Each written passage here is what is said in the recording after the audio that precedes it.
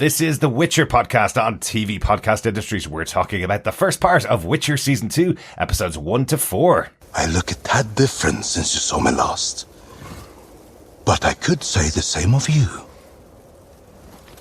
Put away your knife and come in out of the cold, Witcher. I'll tell you everything.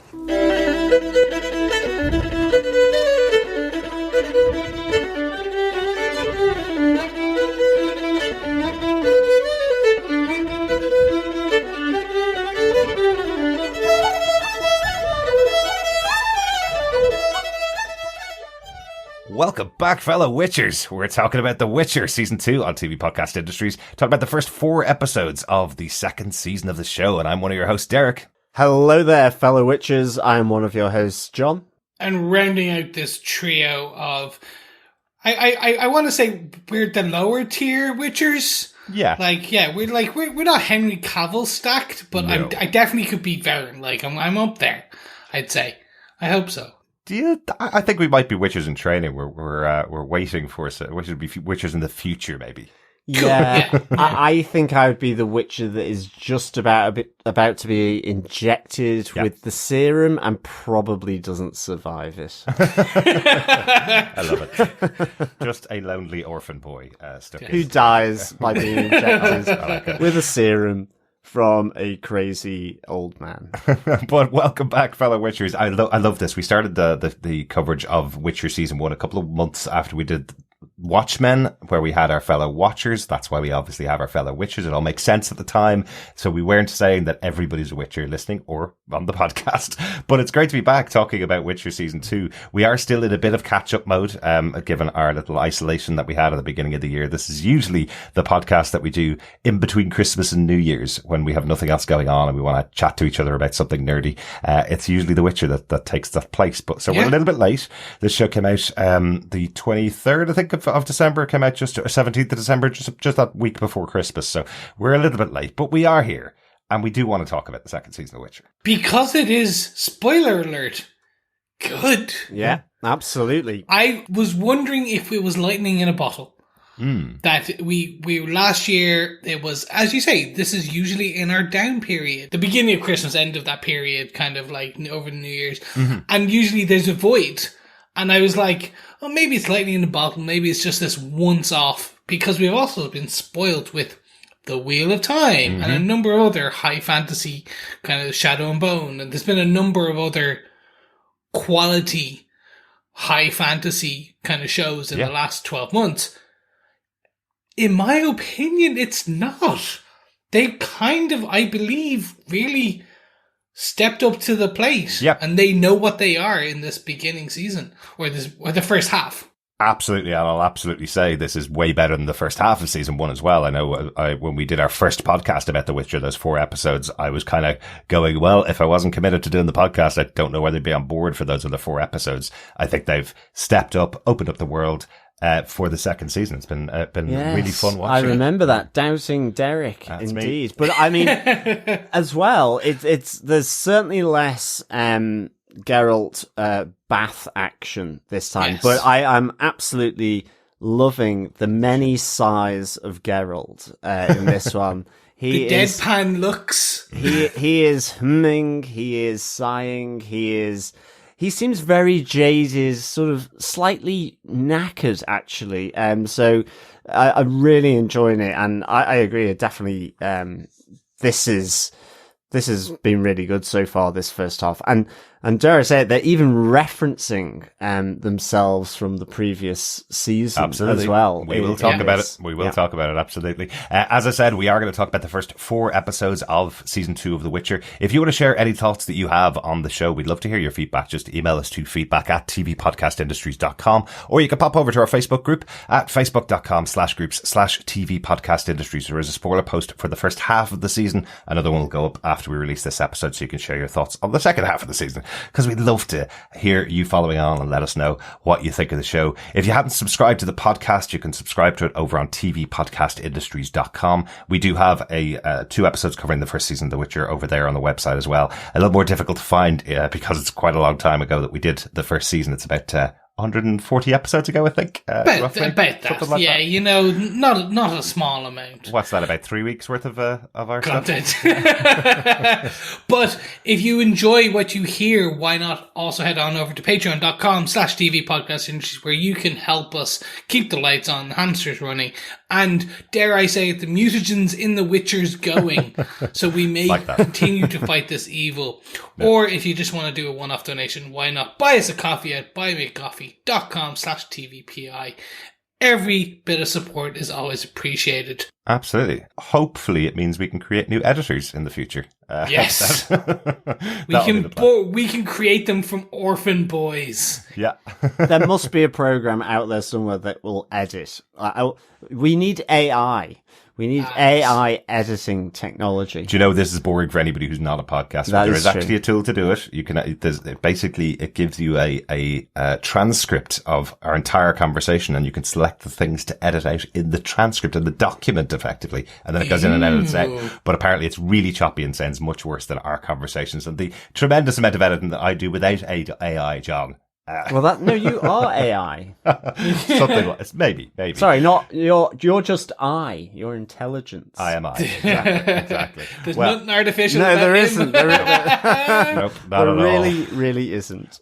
But let's get on to our discussion about episode 1 of The Witcher season 2. We're going to start here. We're trying not to spoil the future episodes as we talk about them. We'll talk about each episode separately and our main point that we like about each episode. First episode this season was called A Grain of Truth, based on the book series by Andrzej Sapkowski and the game series by CD Projekt Red. I can say that definitively now because while I was in my downtime where I couldn't access the internet, I found a thing called a book. I've read books before, but I read through the entirety of the first book of The Witcher to get some kind of perspective on what was different from the show to the game, which is all I'd had before, was just watching the show and playing the game. What's really interesting about it is I think they've equally taken inspiration from both. I know they may say they're based on the books, and they are, and all the characters are from there, but certainly this idea of having a end-of-level boss in each episode comes from the game, not the book. The book has a lot less of that, but really interesting to have a view of that. One thing for anybody who is going out to look for the books, the first book is not the start of the story. Book 1 is actually season 2 of the TV show. There's a collection of short stories which was put together, which was the basis for season 1. So what I found really interesting when I opened page 1 of the book was it took place directly after the battle that we saw at the end of season 1. So as I was going, wow, I've got the continuation of all these characters before I watched season 2 of the show. The Battle of Sodden. Battle of Sodden Hill. Exactly. The showrunner for this show, once again, like season 1, is Lauren Schmidt-Hissrich. We did mention her many times before because we've covered her work on Daredevil, The Defenders, Umbrella Academy, and of course The Witcher season 1. So, really great to have her back here for season 2 of the show. Yeah, definitely. There is a lot of old, Defenders, alumni going on here. For sure. Yeah. Lauren Schmidt-Hissrich, but also the director for this episode. Yeah, absolutely. Stephen Surgic, again, talked about him many, many times in our show. He was one of the only directors to do every single Marvel Netflix show, the Marvel Defenders show. He did one episode for each of those series. Sorry, that's a better way to explain it. So he was involved in pretty much all the podcasts that we did to begin with, which is quite cool. And he also directed episodes of season 1 and season 2 of Umbrella Academy, which we cover here in our podcast. The episode itself, while Lauren Schmidt-Hissrich is the showrunner and writer, obviously, for the entire series, this episode is credited to Declan DeBarra, an Irish musician and writer. He wrote Iron Fist season 2, episode 5, and will be the showrunner of the upcoming Witcher Blood Origins, the prequel series to The Witcher. So, lots of confidence in Declan DeBarra to give him the showrunner role for an upcoming show and to give him the opening show for the second season. Definitely. And that prequel is going to be a really interesting show if any of the first 4 episodes of this season is to be believed, and the people we meet. Absolutely. John, do you want to give us the synopsis for episode 1 of The Witcher season 2? Sure. Following the Battle of Sodden Hill, Geralt and Ciri are unable to find Yennefer. When her former mentor, Tissaia, informs them she believes the powerful mage died when she defeated the attacking Nilfgaardians, they travel across the continent to find a safe place for Ciri. On the path, they take refuge with an old friend of Geralt, the aristocratic Nivellen. Since the last time they met, Nivellen has been punished by a mage and transformed into a dangerous beast. He is a welcoming presence, but Geralt can't help but think he's hiding something. When Ciri discovers a vampire-like creature called a Bruxa, Nivellen tries to stop the Witcher from killing her. But Geralt discovers that Nivellen has been feeding the Bruxa, as she is the only one who has kept him company since his transformation. Furthermore, Nivellen's punishment was dealt out because he raped the leader of the Spider Temple. Geralt and Ciri dispatch the demonic Bruxa. With his love dead, Nivellen returns to his human form as Geralt and Ciri leave him to wallow in his grief and solitude. Excellent. That's a big opening episode. But it feels like it's the kind of showdown with the monster is the central story that's here. Yeah. The last season ended with the meeting of Geralt the Witcher and Ciri, who'd not met throughout the entire season, and now we get a little adventure with the two of them this opening. Yeah, definitely. I think like this is almost just this is just sort of getting to know the characters again, understanding this world and the dangers within it. And so I thought this was a really good sort of opening, really, just to ease you back, get you familiar again with The Witcher and this world. So I thought it was really interesting. Yeah, and even if you did binge season 1 and came straight into season 2, it's not that somewhat typical that we did have in more terrestrial TV and more kind of cable-based TV shows where it's like, here's a reminder, this is what this person is and who they are, and here, like the over-the-top kind of almost kind of reintroduction.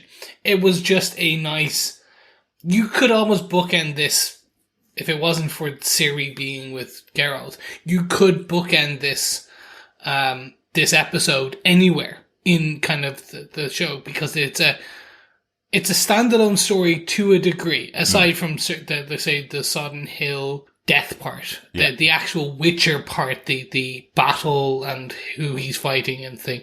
It's interesting. Yeah, absolutely. Will we kick off with our big moments for the episode? I think, John, you're going to kick us off with your first one. What's the big moment that stood out to you from episode 1, John?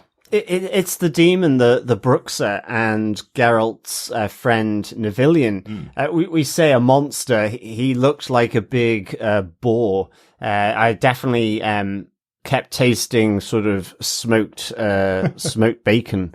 I was kind of thinking of sort of big pots of kind of stew with big lumps of boar and pork in it. So it was kind of fairly tasty, but I kind of really liked this. And interestingly, the actor playing Nivellen is from Game of Thrones. It was Tormund Giantsbane, who had a crush on Brienne of Tarth. Yes, so very familiar actor there, but hidden by the great makeup. I mean, I was kind of fascinated by the face, because with the tusks and everything, just really, really well done. The makeup and any CGI that was being used around it. Yeah, there's a really good video from Kristofer Hivju, who plays this character and played Tormund Giantsbane.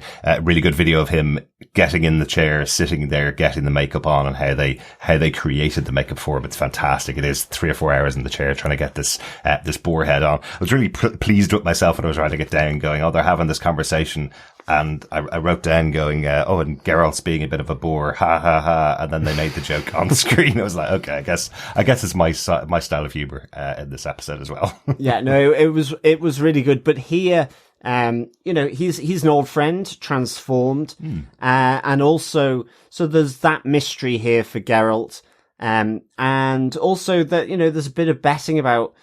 With daggers, it's effectively he's using his father's portrait as a dartboard and having a betting game to see, if you miss, then you need to say something truthful, since we last met. And so he uses weighted daggers. I do like the moment where Geralt has, figured this out quite early on, and he just takes one of his own daggers and it runs straight into the forehead of his father's portrait. Well, after the entirety of season 1, you got to have known there was something wrong instantly when Geralt misses such a simple. Well, dark exactly, shot, exactly. But hang on a second, has he got Geralt really drunk or something? No, exactly. Yeah. But I mean, all of this sort of lends a mystery and an intrigue for Geralt, and of course, it's all linked to the Bruxa, a demon, and the opening of this episode where the travelers come into the deserted village and are ripped to shreds and taken off by a winged creature. And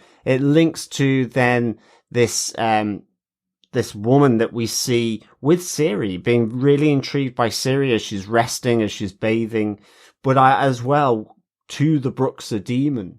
I loved the eyes, I loved the movement, I loved the throw of the voice. It was just done so well, that kind of jarring movement, and equally that was portrayed within the voice. So it was all really, really good how these two things, how they effectively, the Nivellen and then this Bruxa effectively come to coexist because they, had no one else. And Nivellen would offer himself up so that she could feed on his blood in the hope, I guess, that she wouldn't go and ransack the village. Alas, she did. But I think it feels like he's turning a blind eye to the fact that you did ransack the village. Probably. By that stage, there's nobody left. And we see from the opening scene, we see the travelers coming to the village and them all getting destroyed. I presume that's by the Bruxa. Yes. Coming down and killing them. So it's not like it has stopped the attacks of the village. It's like, well, if there's no other food source, I guess, I'll just eat Nivellen, or I'll just take the blood from Nivellen, I guess, is her feeling. It was just a really good horror type episode, really, because I with the Bruxa spying on Ciri as she was bathing, she leaves the white gown and dress for her when she's asleep as well, coming to the side of the bed. It's all, what is going to happen here? So there's a real nice horror and suspenseful feel to this, given both Geralt and Ciri are so important, and you're just wondering what's going to happen here. And it all transpires, the Bruxa is keeping Nivellen company because of how he looks. He's lost all his staff from his house.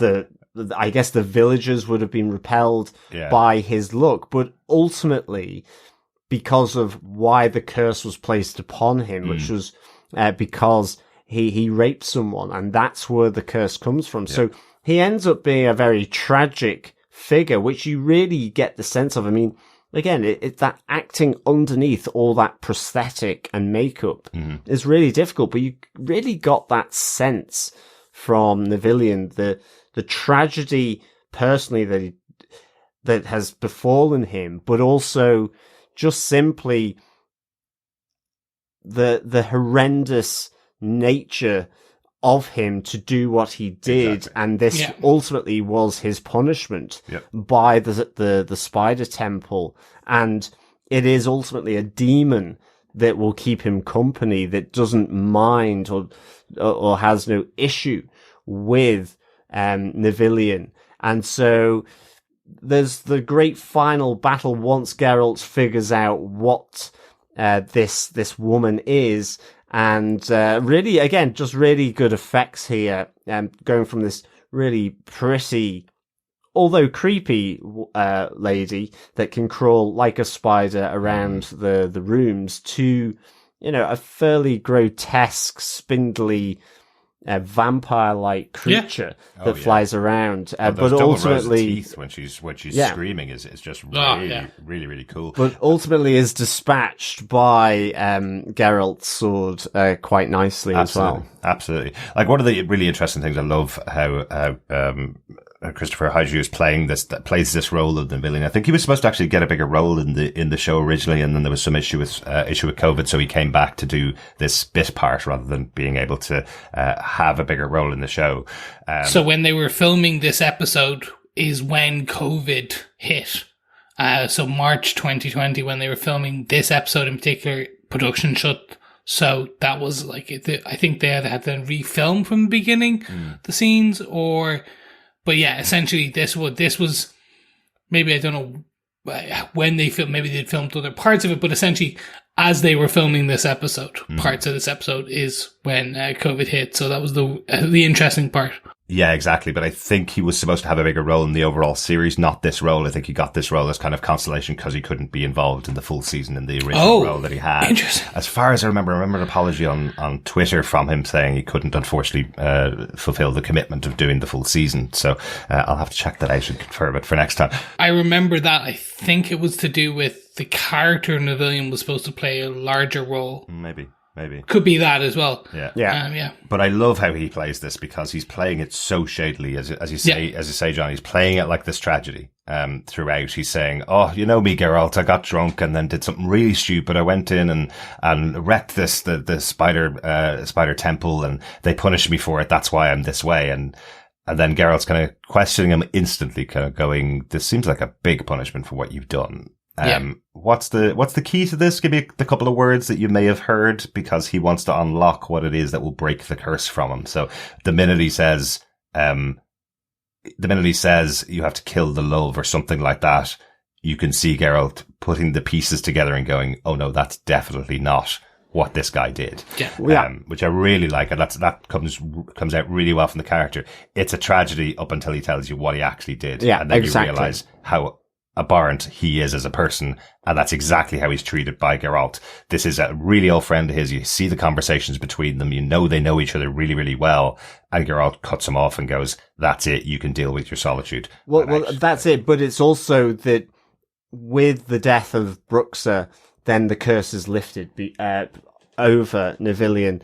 And he is left effectively. I love how all the lights go out in the house. And as you say, Geralt effectively turns his back on, leaves his company and his house with Ciri, heads back on the road, and just leaves him there. And he's just stood there as a forlorn, sort of tragic figure for what he's done. And now his loneliness isn't because of this curse and this monster-like appearance. His loneliness is because, that's the human who did the unspeakable things at the Spider Temple. So it was just really, really good. And, you were saying Geralt was really witty through this with him. And I like that. You really got that sense of their friendship. Yeah. But there was one line which I really enjoyed, which kind of gave the feeling that Geralt is very, very jaded.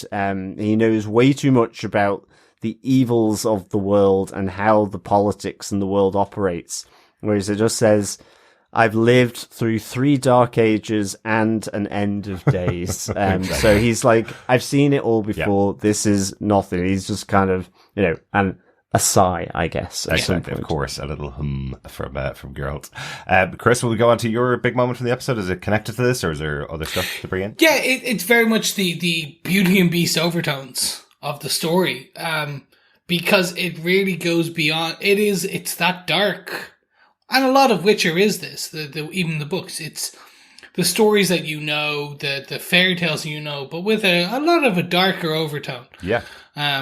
So we talked about Nivellen and his quotes, right? So what I love is this one, and I don't usually quote.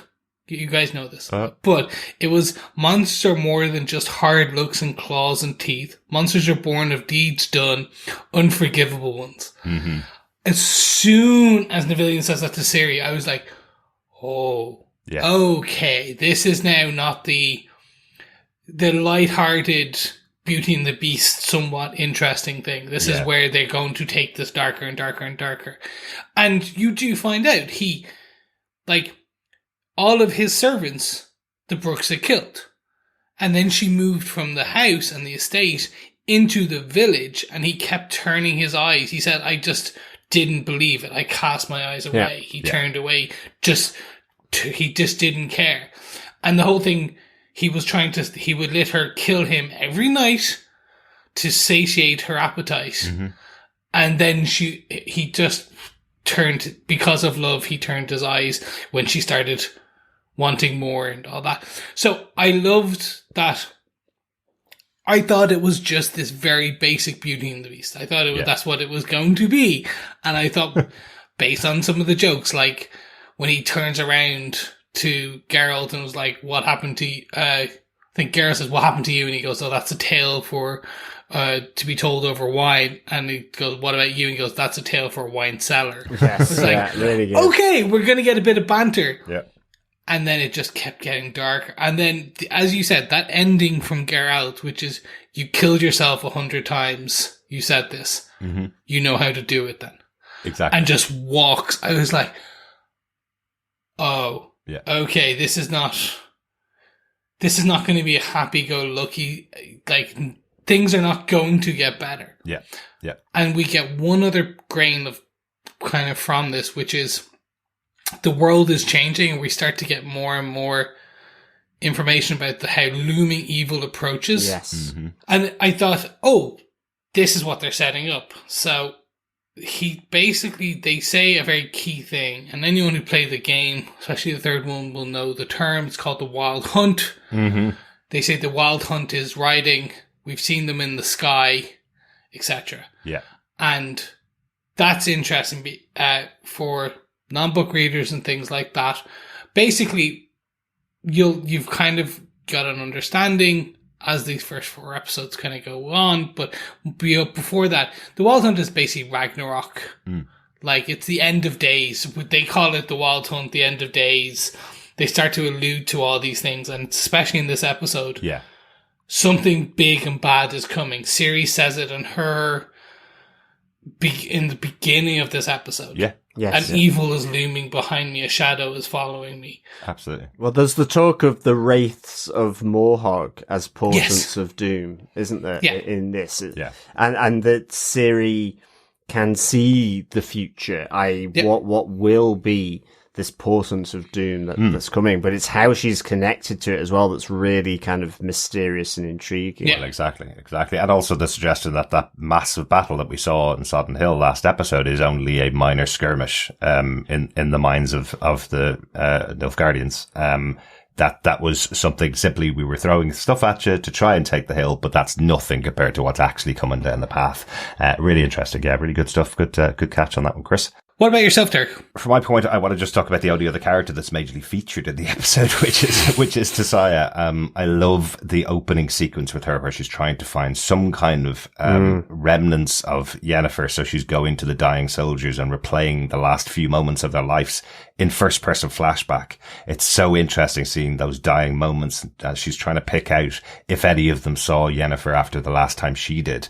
I think it's almost makes it even more brutal because you're seeing them all dying in camera. You've got an axe to the head and horse hooves to the face. I love that. Really I love this whole scene with Tissaia doing that, trying to find out the information. Yeah. And interestingly, I was thinking that it's a good job she didn't find the mage who Vildefort had killed in the previous one with the big mace. Because, that would have ruined his entire plan, wouldn't it? Exactly. But I mean, it's Vildefort is suddenly, is he aligned with Nilfgaard and all that? What's his intentions? Did he just put the mage out of his misery, or is this just to, cover things up? So, kind of interesting, I thought. Actually, now that you say that, is it Vildefort that tells her to stop? That she won't find any more information, because that could be the reason he could be trying to avoid her from finding out that information. I didn't think about that at the time, but I know another one of the generals in the army, as they're walking away, is telling her no. So damn it, I should have checked that. But also, again, this is something that is really important to Tissa, given what happened with Yennefer, given that she's effectively the hero of Sodden Hill. Without her, they couldn't have won this massive battle. She is the one that forcefully took out the army, effectively. Yeah. So it has now bled into Tissaia's personality. She's now taking captive of Cahir, the Nilfgaardian who was after Ciri last season. She's captured him, brought him to her homeland, and is willing to torture him to get information out of him to find the whereabouts of Yennefer. So that's quite significant for her, I feel. She was a leader in the army and in the battle. It felt like that whole army were playing quite defensively. They weren't on the attack. And now she's willing to torture somebody else for the information. She's willing to use her magic to pour inside his mind and break him if she has to, just to get this information about where Yennefer is. Yeah, the interrogation really of Cahir, the general of the Nilfgaardians, it feels really brutal, and it also feels that it's a form of magic that they will not use lightly. Yeah.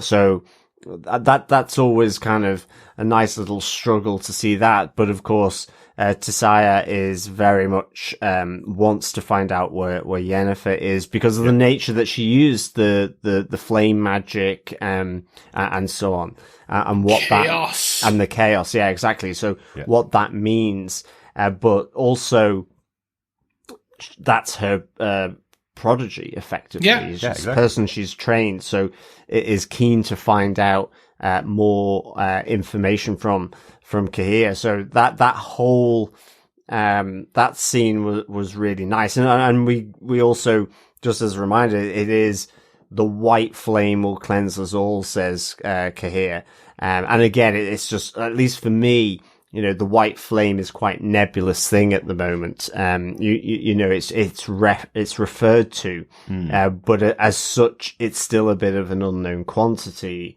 from the series for me, for sure. I'll just jump in and say one thing I've always loved about season 1 and now so far into season 2, this within the first episode, is just the grey area that the magicians and the sorcerers kind of live in. Mm-hmm.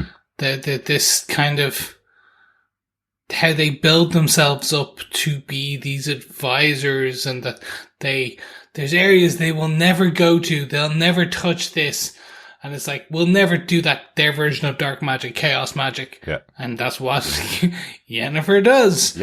And it's like, we will never use it to basically, they're not soldiers. They don't do this type of thing. But then we literally see in season 1 Yennefer being a soldier, like fighting in that war. And in this episode we see Tissaia essentially torturing. Exactly. Like to interrogate, you could say, like, okay, well, they use their words. No. She's based on her fingers are in the brain, they're pulling the information out. Exactly. So it's they're slowly becoming what they swore they would not be. Yeah, and it's a really good visualization of it as well. You can tell how painful it is for Cahir and how much she's willing to force. It's like she's going in with an ice cream scoop. She's willing to do that kind of level of brutality to this guy to get the information he has. That's it. But we do learn a little bit later that there is a magical block there, that they weren't able to, dare I say it, mine his mind for information like they thought they would be able to. So, just, you know, interesting. Yeah, absolutely. That's it for our first episode discussion. Any notes about the episode? Anything we've left out? I know there's one element, which is Fringilla and Yennefer. The fact that Yennefer's alive is confirmed in the episode. I suppose we kind of left her not knowing where she was going to be. Of course she was going to come back, but we kind of left her not knowing where she was going to be. But in this episode confirmed that she's on the road with Fringilla, and a prisoner of Fringilla and Nilfgaard. Yes, for a little while, until every single one of the Nilfgaardians gets an arrow to the head or the body to kill them, and the two of them are left on their own facing an unknown enemy. So I kind of like that, you know, Fringilla is quite confident about the fact that she's in the right position, she's on the right side, she's captured Yennefer, so she's kind of talking down to Yennefer, and then by the end of the episode, it's just the two of them left alone, with enemies coming towards them. So knocked a little bit of that confidence out of her, I think. Yeah. Any other notes for the episode, guys? No, I just have my out of 5, to be honest, for this episode. I'd give it 4 Lords of Bad Breath out of 5. I thought it was a really strong opener. So yeah, really enjoyed this. I loved getting to see and reconnecting with the monsters of this world, which are truly dark and terrifying. Absolutely. I would have gone 4 Lords Leaping. Only because it's just gone past Christmas. I know, that's the thing. So we just imagine this was still the festive season. Right. Well, it is, but in this world, it is 4 Lords of Bad Breath. They're not leaping. Because leaping to their death, maybe now. As Geralt, exactly. But as Geralt says to Ciri, there'll be plenty of lords of bad breath for you to marry. So he's trying to protect her. Yeah. I've had Christmases like that before. Let's get on to our discussion about the second episode of Witcher Season 2. Wolf, you're home. Finally. Vesemir. Yeah. I had to make a few stops. Excellent. Thanks for staying with us, fellow Witchers. We're going to talk about episode 2, Kaer Morhen, the second episode of The Witcher Season 2, based on the book series by Andrzej Sapkowski and the game series from CD Projekt Red. From showrunner Lauren Schmidt-Hissrich, and once again, episode directed by Stephen Surjik. This episode was written by Beau DeMayo. He wrote the animated prequel movie, The Witcher Nightmare of the Wolf. It came out in October of last year. Myself and John did watch that back in October, and we got a recommendation from one of our fellow Witchers to check it out. It's really good. It is really good. It's a really good prequel. Really enjoyed it. Movie. Beau DeMayo does such a great job of getting elements of it that, while not essential to watch it to see season 2, there are bits of it that you can really feel come into season 2. There's some of the actors from the show, reprise their voices, for the animated show. But there are elements of Kaer Morhen that you see in the prequel animated movie, that are brought into this episode. So, yeah. And it certainly builds, the connections with this series, as well, as we progress through to episodes 3 and 4 as well. So it's a nice bit of context that it provides for season 2 of The Witcher. It really does. Yeah, it's set during that time when Geralt becomes a Witcher, when he's a young man surrounded by other young Witchers. So if you want to know that story, it's a pretty good place to start, I think. Yeah, go check that out. John, do you want to give us a synopsis for the second episode, Kaer Morhen? Geralt takes Ciri to the safest place he knows on the continent, the home of the witches, Kaer Morhen. Geralt happily reunites with his brotherhood as they settle in for the winter. A young witcher, Eskel, returns late after a difficult battle with a forest creature called a Leshy, but despite his claims, Eskel didn't defeat the Leshy. He's been infected by it and has been transformed into a Leshy hybrid. The witches try to capture the new beast and save Eskel, but when it attacks Vesemir, Geralt is forced to kill it and the young witcher inside. He agrees to train Ciri in the ways of the Witcher, as even his homeland is unsafe. Meanwhile, Yennefer and her captor Fringilla are in turn captured by a large group of elves, led by another sorceress, Francesca Findabair. She takes Yennefer and Fringilla with her to meet the Deathless Mother, who convinces Fringilla and Francesca to form an elven Nilfgaardian alliance to take back what was theirs. Yennefer attempts to leave through a portal, but discovers her magic is gone. Ooh, big moment for the character of Yennefer in this episode. Chris, do you want to kick us off with your big moment for the episode? Sure.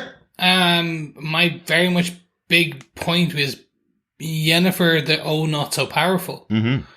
I wanted to focus in on the ending of this. So one bit I wanted to call out was, I think we talked about it in the very kind of first season overview, is The Witcher is based on a lot of kind of Eastern European mythology.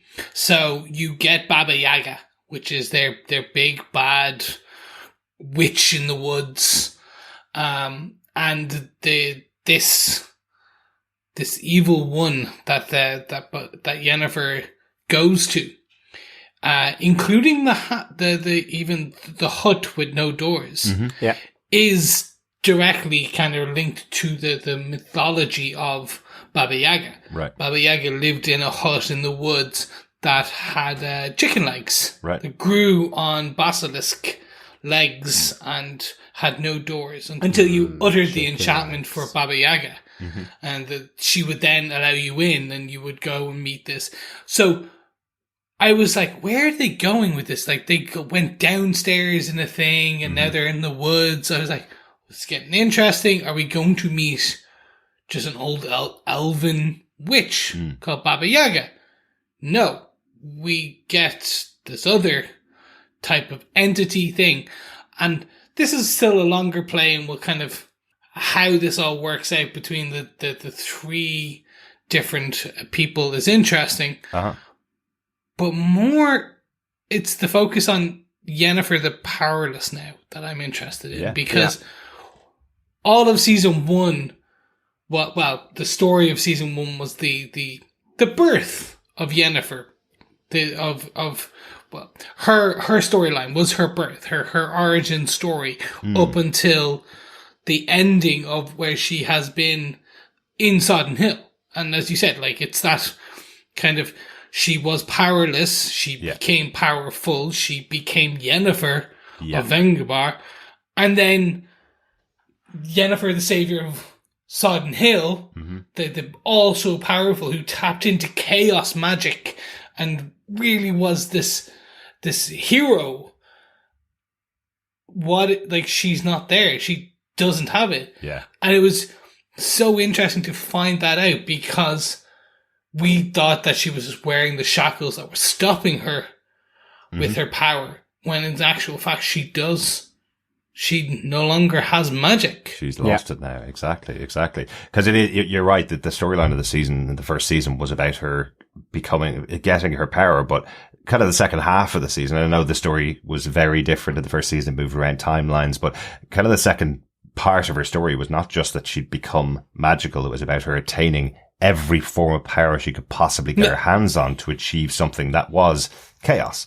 She wanted to have a child when she couldn't have a child. She was pushing every form of magic possible in order to attain something that's unattainable. So she was massively powerful by the end of the season, which is why she was able to win that battle at Sodden Hill. But now she's got nothing. She's back to not even being able to open a portal to travel away from the Nilfgaardians. So it's a sudden cut, sudden stop. What's going to happen with this character? Well, no, absolutely. I like this, Yennefer suddenly being depowered effectively and seeing her in this world, because she always had smart. So I'm interested now seeing her with using her melon effectively, in this world while she doesn't have magic. I think also just coming back to what Chris was saying about the witch, the old witch or the deathless mother in the forest. Like, it seems as well back in Kaer Morhen, Vesemir tells a story to Ciri about, a long, long time ago, where the witches imprisoned a demon witch in a hut in the forest in a temple like Artusa. And you see the ruins of this temple that is very similar to Artusa, where the mages are, that juts out across the sea to a little pinnacle out just offshore. So that was quite a nice little sort of touch point, seeing those things in here as well. Possibly the Witcher's first and oldest enemy. Exactly.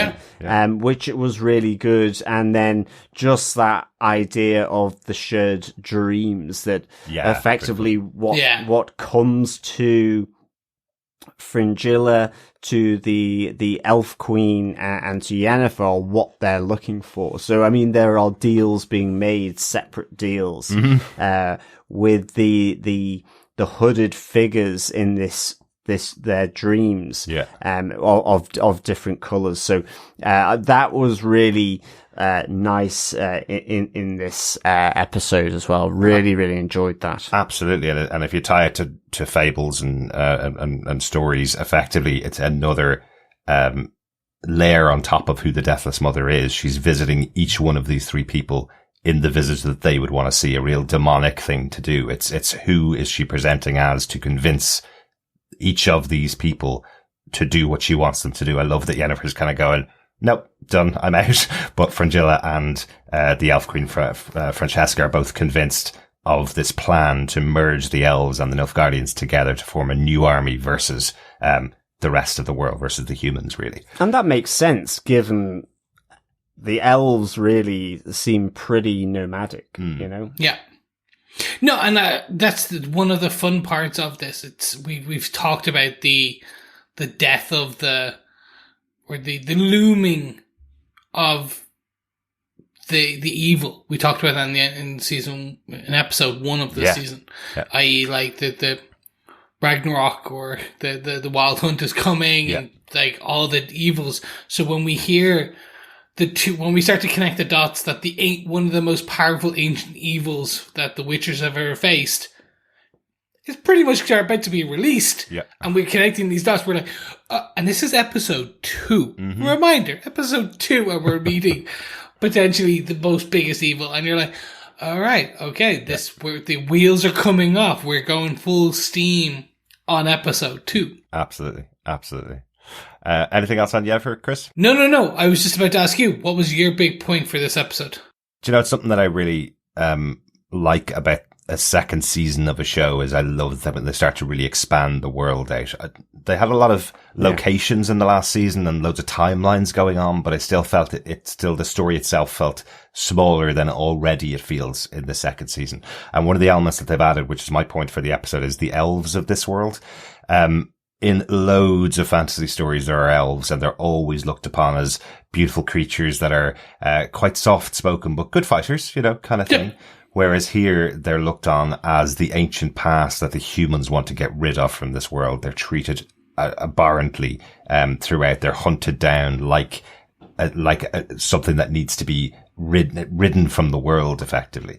Yeah, it's kind of like they've had their time. Yeah. And, it's humans. Long live Homo sapiens, effectively. Yeah. The age of elves is gone. I mean, you get the sense definitely that they had possibly that poise, in ages gone by, but that because of their treatment by humans, then more than most are now, dare I say it, much more base, and you definitely get that in the next episode. Well, that's one of the elements that's in the book about this section. This area where they are in the forest, this former city that was there, was actually destroyed by the elves when they left. It was a beautiful city owned by the elves, and effectively they said, we would rather destroy it than hand it over to the humans who've been torturing and abusing us for so long. So these locations that they're based in, when they're looking for remnants of their history, these are areas that they used to belong in. But the humans started stealing all of the beautiful things that they had created and then punishing them and trying to push them out of their lands, which is, the connection that they have throughout these episodes. You can hear, from what Francesca is saying, Sintra used to be an area where they lived. It was taken over from them and taken away from them. We know Sintra from it being the home of Ciri and her family, but previously in previous generations, that was an elven home. So they are hugely persecuted, hugely hard done by, and have been for centuries, but they're trying to make a stand and come back now. So it's a really interesting story and speaks to the wider world of what everybody's doing in this world of the continent, where all those players are. So really like that addition in this episode. Wholly agree. I like that the elves are treated like Orlando Bloom's career. It peaked with Lord of the Rings and being an elf, and it was back in the day, and right now it's no longer there. That's awful, Chris. He also did Pirates of the Caribbean. That was it, wasn't it? That was it. Really I love did. that you have to check that. Like 6 years of his career, right? Yes, exactly. No. Like and a great episode of Extras. Sorry, never forget that. Yeah, always extras. He came back for The Hobbit as well. He did. He did. But whatever your views on The Hobbits are, he did come back. He came back for it. I this is the reason. Back in the day, we had this discussion to start talking about The Witcher, because this is not your Tolkien universe to a degree. It's not that everything is rosy to a degree. When I mean the high fantasy rosiness, like that the good always wins, etc., etc. Yeah. This is, oh no, like your beautiful flighty fighters of an elf are being overrun and kicked from their home by big bad humans. So I love that interesting, and we learn it straight away, like as we're sitting there in the camp, that even a sorceress who is half elf in Yennefer, or partially elf, is still treated as a prisoner and dirt to the elves. Yeah.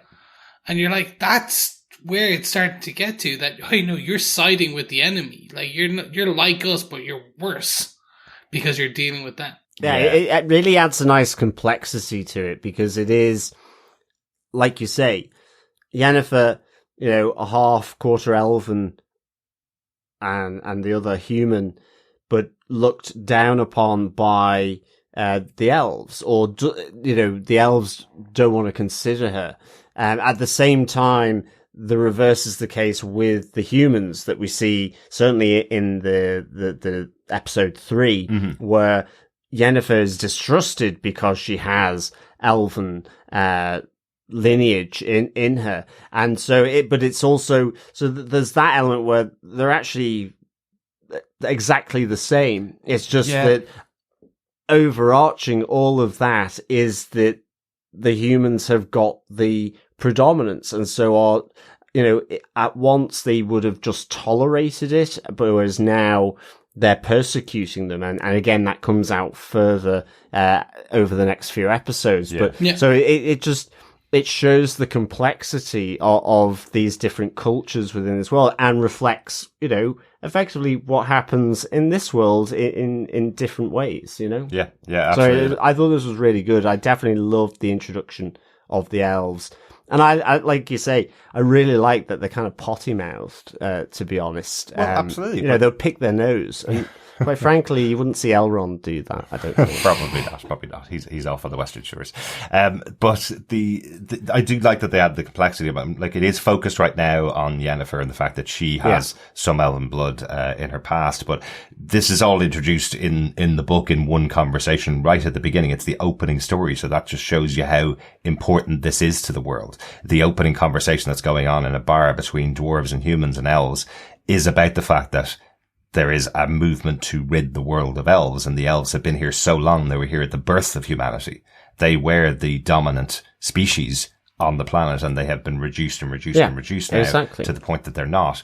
And one of the dwarves makes a point going, but the elves are still beautiful creatures, and there is not a human alive that wouldn't have at least 5% elf in their history, because the humans were such a small race. Of course, they bred throughout the centuries with the elves. So it's not a straight down the line, we're pushing you back to your country or anything like that. This is the former dominant species in this. It's pure, and it's pure bloods. It's that idea as well of being pure blood from the humans as well as from the elves. It's the not accepting that no one is pure blood. From on the human side, there's no such thing as a pure blood human, because they were the dominant race before they started, or a pure blood elf, apart from some potentially, and that's the thing. It all becomes a little Teutonic, doesn't it? Really, which I really like the complexity that's being added from this story. John, you're last to go with your big moment from the episode. I think that's it for the elves for me. Mine's just another monster, to be honest. It's the Leshy. I thought this was such a cool design. I loved it. Oh my goodness. I love the fact that the fight scene as well with Geralt and Vizimir as well, taking on this Leshy, but actually it's a Leshy that has, has more skin in the game for them, because it's sprouted out of one of the witches, Eskel.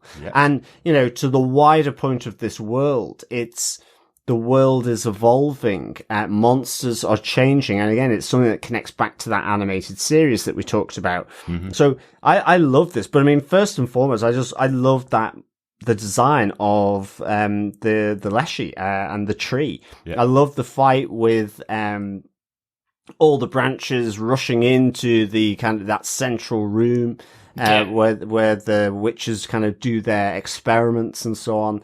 And of course, the skin in the game, you get the sense, that Geralt and Eskel have a long history together, probably recruited at the same time, went through the whole Witcher process roughly at the same time, good friends. There's that brotherhood as well of the witches.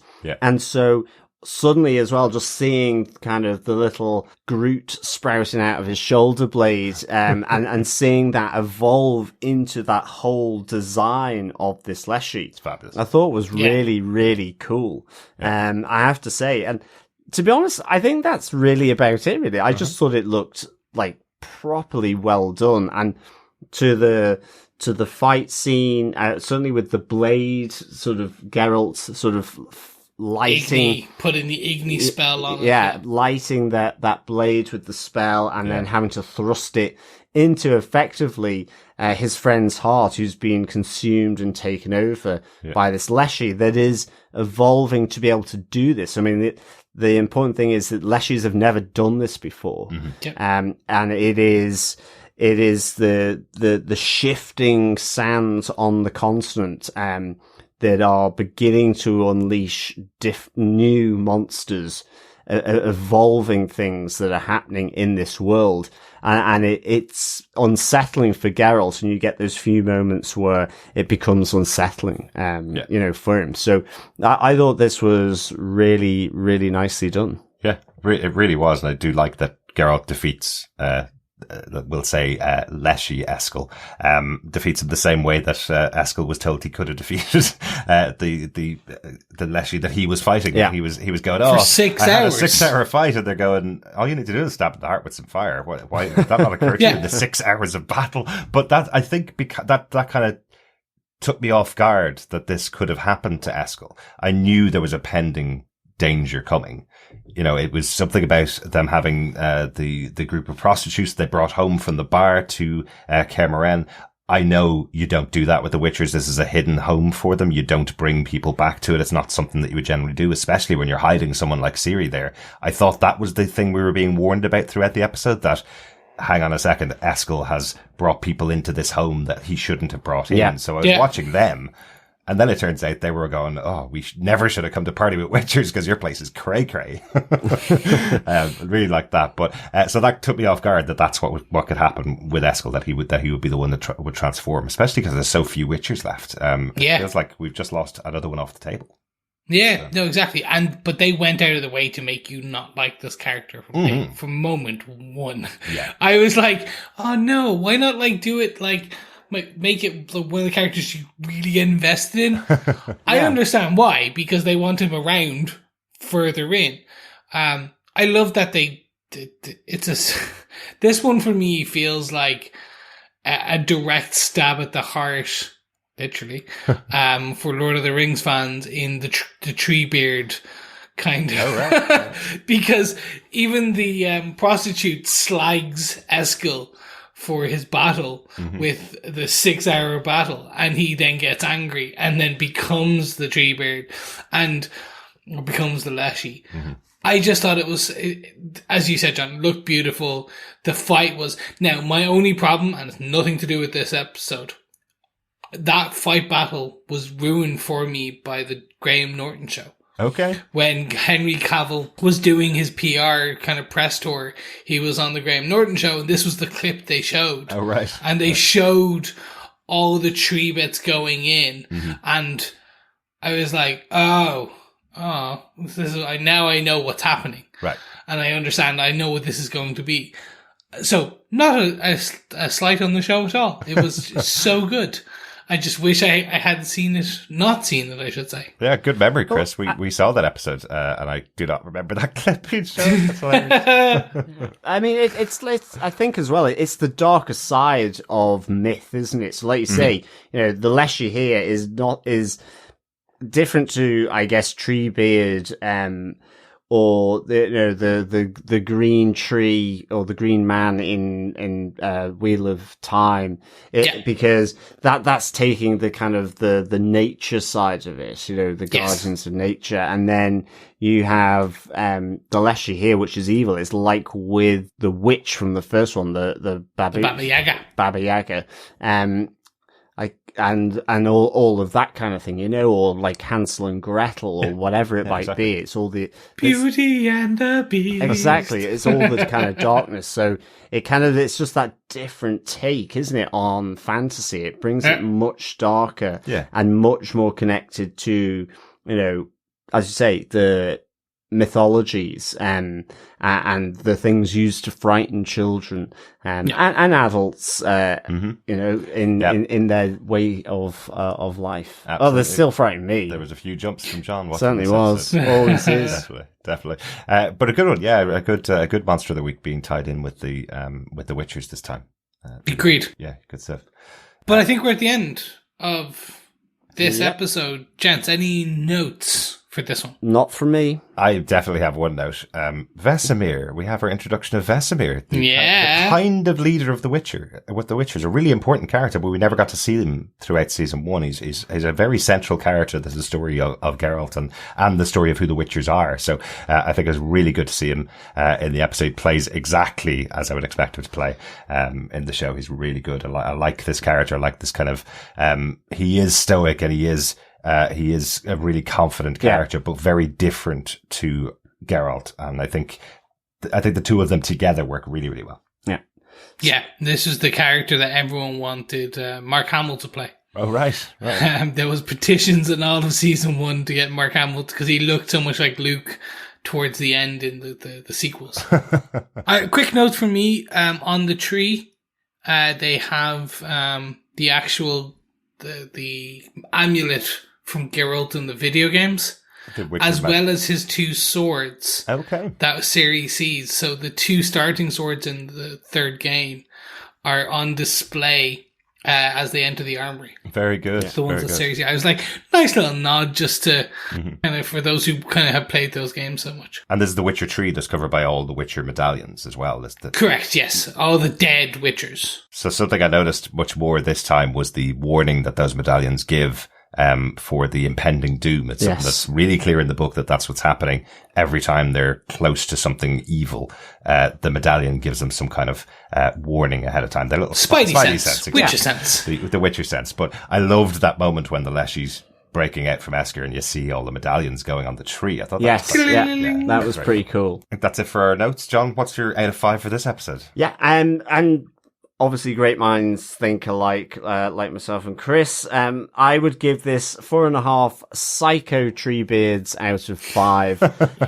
Yes, I loved this. I loved getting to Kaer Morhen, seeing, the witches' fortress and bastion. It was just really, really nicely done. And as you say, it just expanded in one episode. It's just kind of flung open the doors with the witches' home, the elves, and of course just these ancient beasts, whether it is the witch in the forest or the evolving ones like the Leshy. So this was really good. Yeah. So 4.5 psycho tree beards out of 5. I suspect we won't see any of these in the Lord of the Rings series coming up in September. You never know. Earlier Middle Earth, maybe they're a bit more violent. Maybe. Probably not. Even with Esker's assertion that Kaer Morhen is a hollowed out remnant of its former glory, I'm still really glad we're going to spend so much more time there as the show goes on, because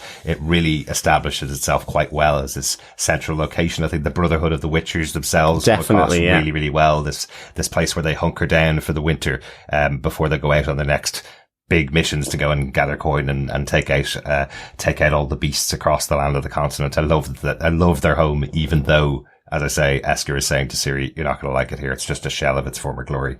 Kind of writes it off, but I love it. I love the design of this. Very cool. Let's get on to our discussion about episode 3, guys. How did we miss this? I feel like the continent's evolving underneath our feet and I didn't see it coming. Maybe another conjunction will come along and change it all again.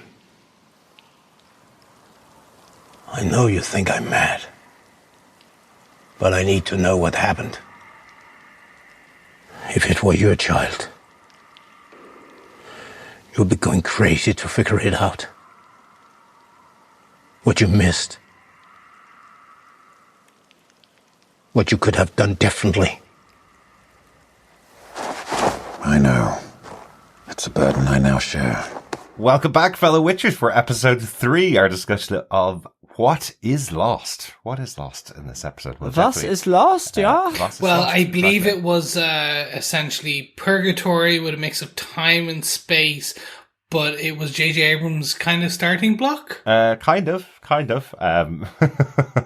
But Lost is a great show. Don't believe the hype. Yeah. It's better than you think. Let's not go down that rabbit hole of what is lost. Yeah, just go watch it. It's really good.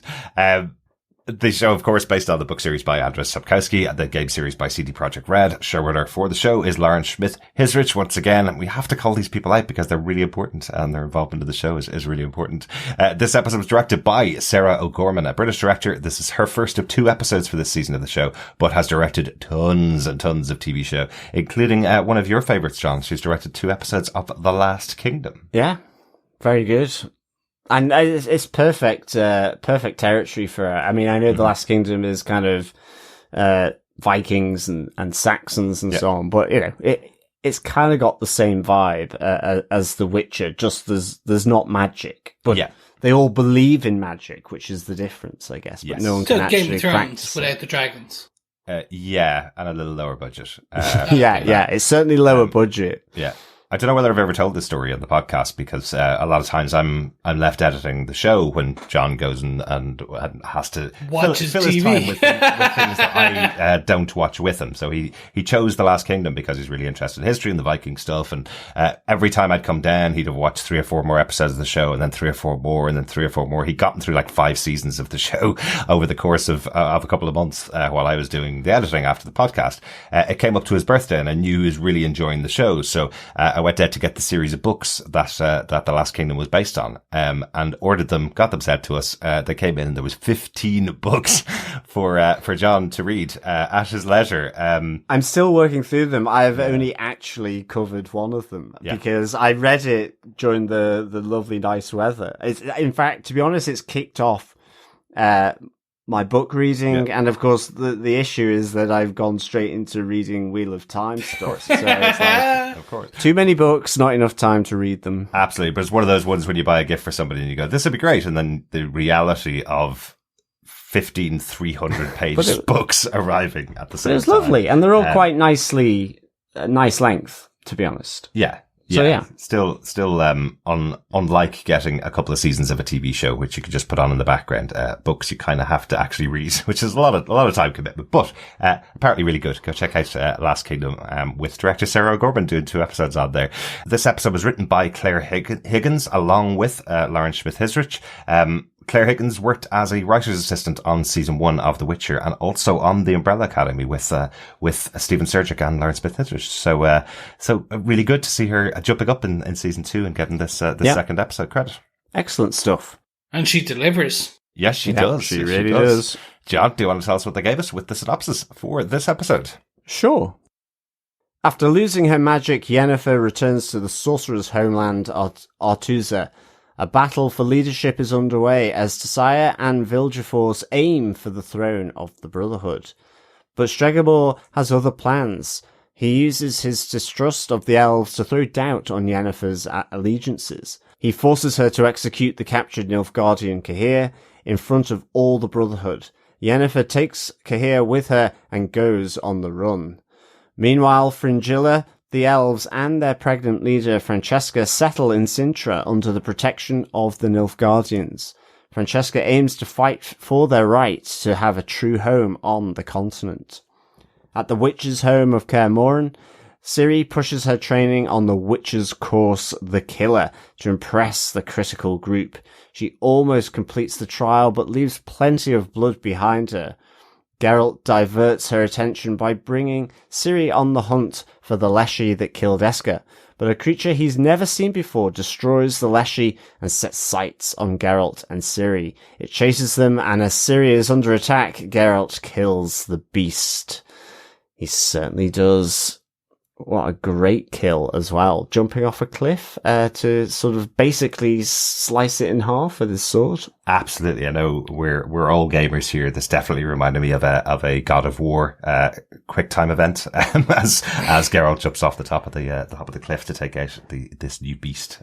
Definitely. Cool. And all that training, the swordcraft element here, certainly with the straw figure that Ciri is using to practice her sword skills.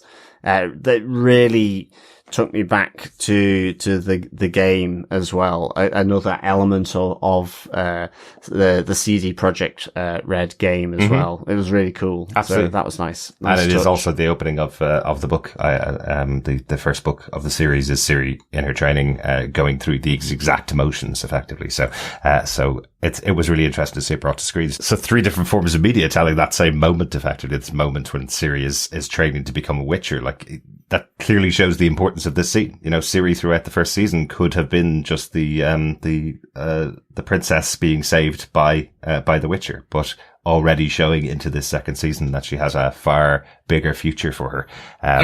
Not just that magical explosion moment at the end of the season. That's still a mystery at the moment. But the fact that she could become a Witcher, could be trained at least in the Witcher ways.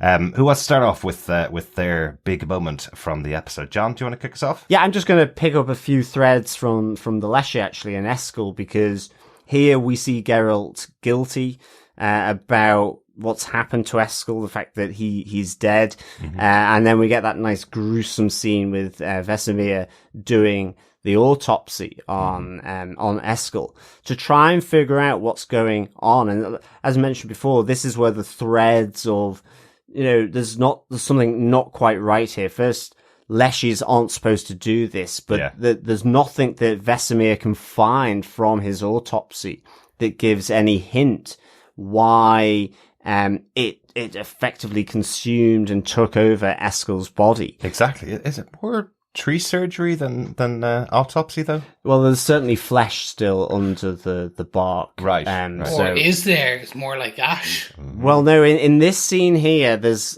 distinctly it's true. Flesh. Yeah. There's distinctly flesh.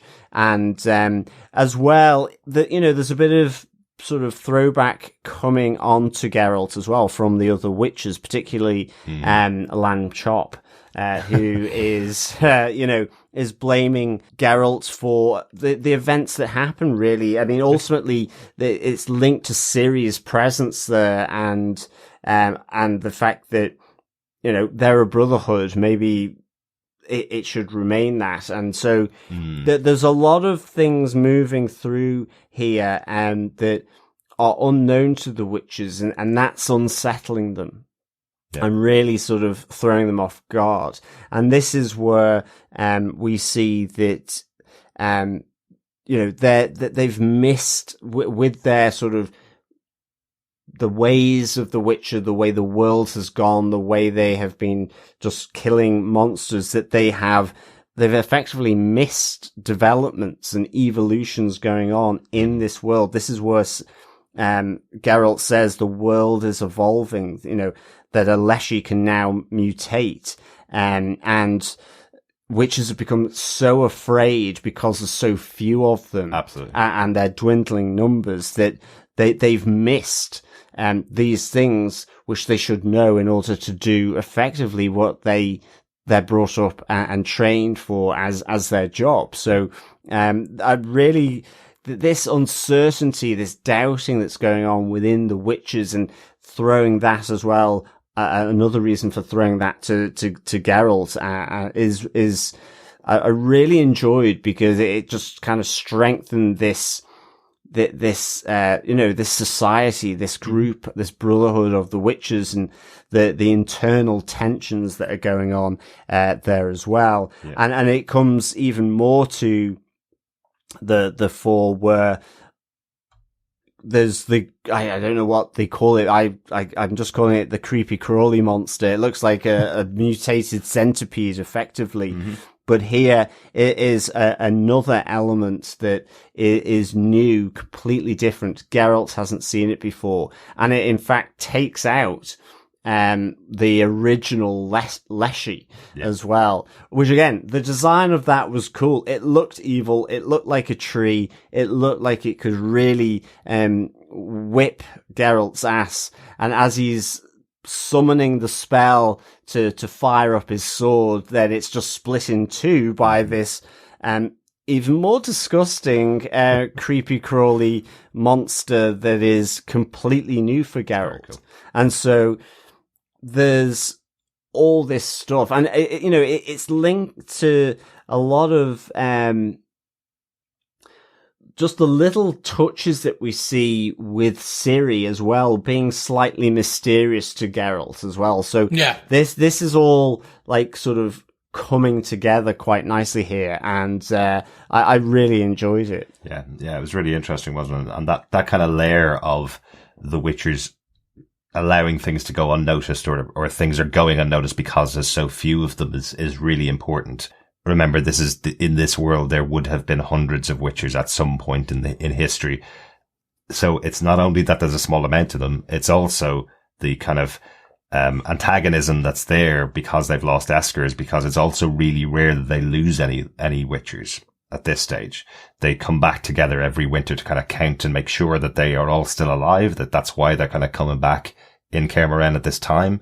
It's to kind of make sure that the numbers haven't gone any fewer. So the fact that they are all back and nobody was missing when they came back here, Esker was the last one to come in and he's dead, is a really big deal for them. Definitely. To lose another one out of their number, potentially at the hands of Geralt. He's not to blame. It's the fault of the Leshy, of course. He couldn't have done anything to save him, but that's why it's so antagonistic between them, because they've lost one of their number and they haven't for a very long time, and their numbers are so small they can't afford to lose anybody.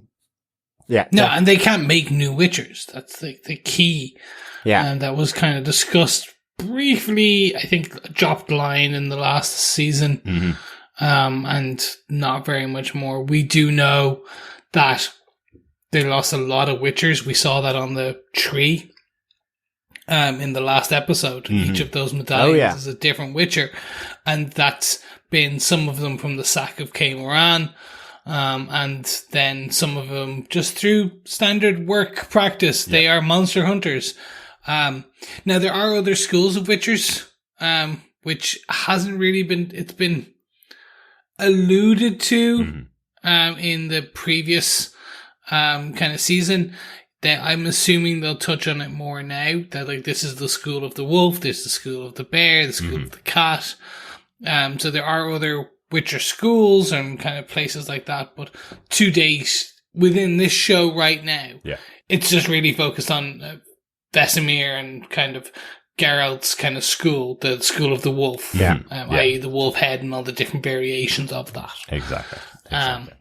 I'll actually jump in here as well, if that's okay, because my point is somewhat linked, which is we're getting more information about Ciri's sonar compass. I don't know, her spidey sense, her Ciri sense, if you will, that she's pulled towards, I want to say corruption, and she's pulled towards evil. It's ambiguous at the moment. It's that basically Geralt kind of says, well, what that if you were to go towards that uneasy feeling that you're kind of being stalked by, where would it lead us? And that literally leads Geralt and Ciri to the Leshy, as you said. Yeah. But it's actually not the Leshy that it was. I don't know. I don't know if it was the Leshy that she was actually being pulled to. I think it's potentially this multi-armed, legged thing. Yeah. Because it seemed to be drawn to her. Yeah, and begins to chase her as well. Yeah. Exactly, yeah. So it's that interesting.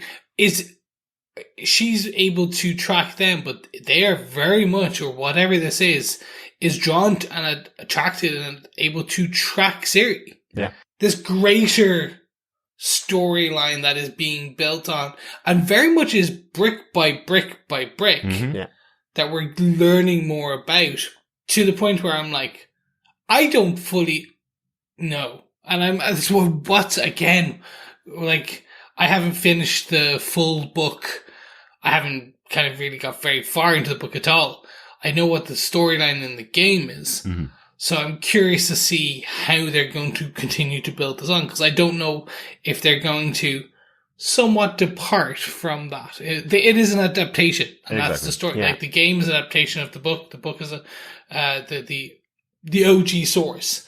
So this is again an adaptation of that kind of source material. Yeah, and I'll be honest, having read the book, there certainly isn't a moment every chapter where Geralt is going to hunt down a demon or a beast. So these parts of the storyline certainly would be spread over multiple books. There are elements of obviously Ciri's training as a Witcher, and there are elements of the mystery of who she is and what she could be becoming. But we're third episode now, and the structure of the show is we need to have a battle with a creature, in each episode. So, because it's structured like that, some of the elements of Ciri's story are being pulled forward from far future books, so that we can tell that element or, some far future parts of the story. There's certainly much more of a vibe of the characters on the run most of the time, so that the story of Ciri isn't found out. So as a reader, you don't get the story of Ciri. Yeah. And the other thing that's kind of, dropped here is that the visions that Ciri is having as well. So we're talking about the pull of power, but she is getting visions. And we said that from, episode 1 that, she is able to see the future, but it relates to her mother's magical power. So and we know that certainly Ciri has got a good old, set of lungs on her. Yeah, exactly. From season 1, when she sent out the scream to escape from Cahir, at the fall of Sintra. So, she has all this intrigue around her, and, Geralt can sense that. Geralt, all that sighing and humming that Geralt does is probably because he's a deep thinker ultimately, because he senses this, but she as well is quite tight and closed about it, and up till the point where she goes to that source, or is pulled by that source of power, and Geralt follows. But she's seeing things, and there's a concern that Geralt is involved or could be, the sense of trust between them. I think, yes, she does trust him, but she's not too sure how he plays out in her own future, when she has these kind of visions that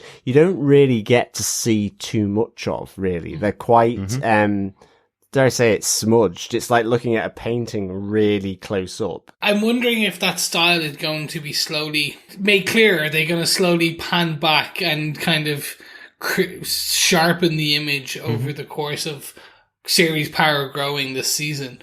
Or if it's just that kind of, is it just a directorial style that it will always be that, like, you're never going to fully understand what her visions are? Either that or Sarah O'Gorman needs to change the depth of field on the focus or the lens, I guess. But it is, that's the way I felt about it. It was kind of like, so Ciri is only seeing sort of segments of what she's supposed to. And so it's like looking at, the Mona Lisa close up in the top right hand corner. You wouldn't even know it's about, a woman with a strange smile, until you pan back or move around. So, it's all adds to the suspicion or intrigue, whatever it is, as to Ciri's power. Yeah, it's the mystery of Ciri, and you're right, Chris. This is the first time she's seeing these visions, so she has no control over them. She has no idea how to focus them, and this is something that she will develop, I would presume, over time, in the same way that she will develop her Witcher abilities,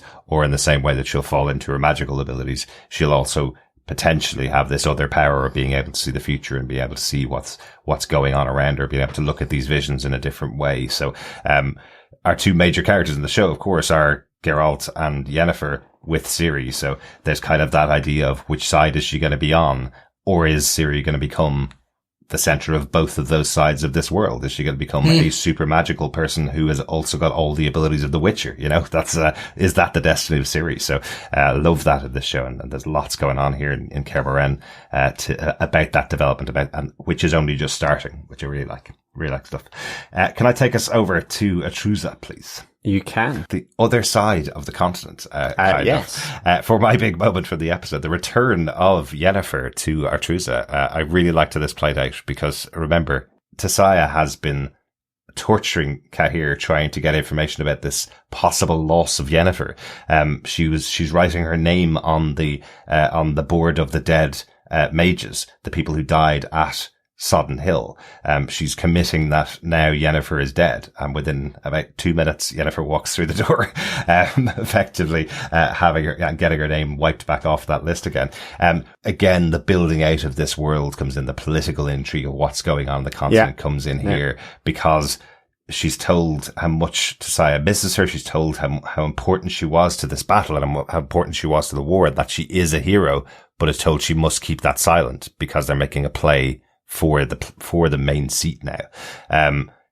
Okay, you were a hero, but if you find out you're a hero, then we may lose the only opportunity we have to take over the throne of the Brotherhood of all of the mages, which I thought was really interesting. Yennefer's coming back, hoping maybe I've just gotten myself out of the situation that I was in with the Nilfgaardians. I've made my way back to my homeland and I'll be hailed as a hero. And she's told, well, you are a hero, but we can't really say anything about that right now, which I thought was an interesting treatment of what's going on. And it gets worse for her.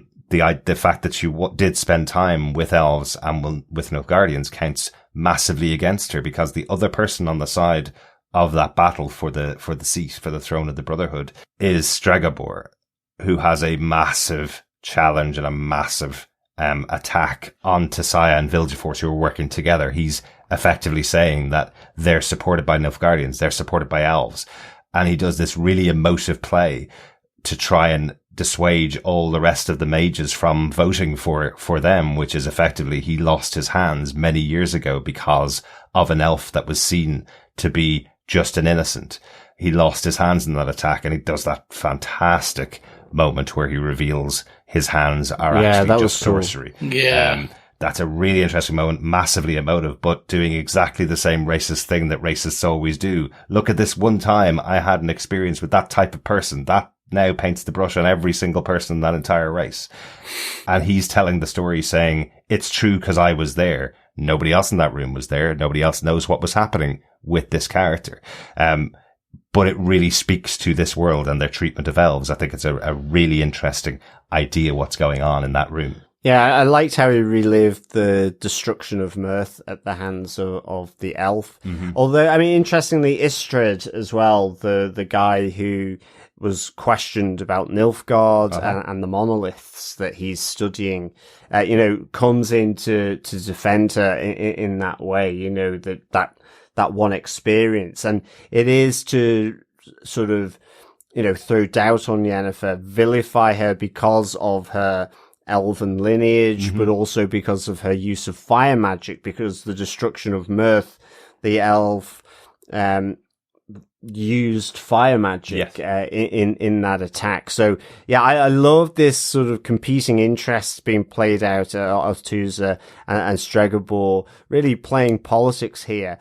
He also does he uses the same technique that Tissaia had used on the Nilfgaardian general on Yennefer to question her, and I thought that was really good, and ultimately asks her to prove herself by executing the general, and to be honest, I wasn't expecting her to do that, because for me, Yennefer, it seems just kind of really quite, dare I say it, sound as a pound, really. There's something about it that she seems to, like, her logic sort of makes sense to me in a lot of ways. But in order to fit back in with Artruza, I think there is a question over it, and the fact that Tissaia knows that Yennefer no longer has any magic. She knew that when Yennefer arrived back.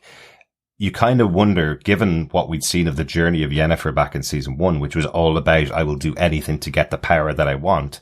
Why isn't she taking them up on the offer to rejoin the Brotherhood here? Why isn't she going along with killing Cahir, who was their direct foe. Oh, in exactly, season one. exactly. He was the one leading the army against them, effectively. The option here is But to kill him. yeah. But I love how it plays out throughout the episode, because he's told that they're not even going to kill him. He's not even worth killing.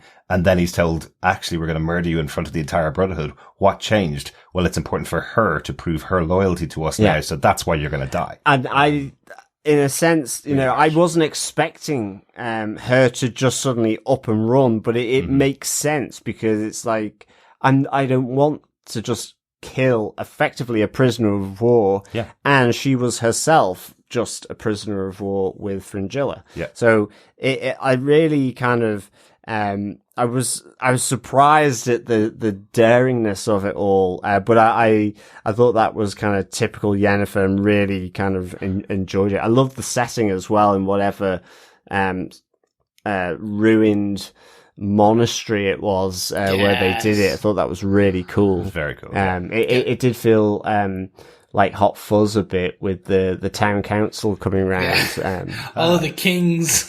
Except with kings, exactly. The greater good. For me, it looked, so all of this was great. I love that we slowly learn that it is all just like back to the politics and all that for the council. And that Yen is back for power. She wants her power back, and they're not going to be able to offer her that. She will be less than to them. Even if she kills the Nilfgaardian and she proves herself, she will always be less than, because she is not a magician now. Yeah. She cannot even stop him from accessing her mind, which she should be able to, because she has no power. Exactly. If it hadn't been for Tissaia, he would have been right inside her mind, taking everything out of it. Yeah. And potentially like leaving her a husk, as that Tissaia says to the Nilfgaardian back in the beginning. It's that like, she does not care. If she goes deep enough, she will leave him drooling. Yeah. In this, at the end of this, when you see Yennefer run, she is siding with Nilfgaard. She is going beyond that. She's siding to get her power. She's siding with herself. I love how she really underlines that point where Cahir's going to her, I can't believe you saved me. And she's going, I didn't save you. I took you with me. I'm saving myself. It's nothing to do with Nilfgaard, nothing to do with the elves, nothing to do with Cahir. She knows she needs to get out of there and takes him with her. I really like that. Yeah. She is following her Dark Lady, her Baba Yaga, to see where it takes her. And we do see where it takes her, because it happens in the next episode. It certainly does. A whiffy place, no less, as well. Oh, exactly. Is that everything? That's everything for the episode. Yep. Just one quick note. Just great to see Istredd back. Really nice to see Istredd back. Really nice to see. Yes. It's nice to see all of them back, especially even the pool under the sorceress where we saw that all the slugs and stuff. Oh yeah. And we see Yennefer try to call the power of the slugs back, and it's just not working. So she then gets a warm bath when the other sorcerers return as well. Yeah. And poor Triss with her scars that from the fire that and the gates, but she doesn't hold that against Yennefer, which I really enjoyed. Absolutely. Well, let's say your warm bath scene is just the return of Istredd for us, Chris. Yes, I know. There we go. Any other notes for the episode, guys? Nothing else. Excellent then. John, what did you rate this one? I thought this was another great episode. I give it 4.5 outrageous centipedes out of 5. I just going up again. Same as last episode. Again, just the really nicely developing this world for me. Love having Yennefer there. Loved how she escaped from the clutches of Stregobor and what he was trying to entrap her with. There's we do get a little glimpse of the elves at Sintra again. We've got Istredd coming back. We've got the everything falling out after Eskel's death and what happens there, and these outrageous monsters starting to creep into the world. They're outrageous, I tell you. But they're 4.5 outrageous centipedes out of 5 for this episode. Excellent stuff. Let's get on to our discussion about the 4th episode, the last one of this part of our discussion of The Witcher. Trust the path you choose, and it will protect you,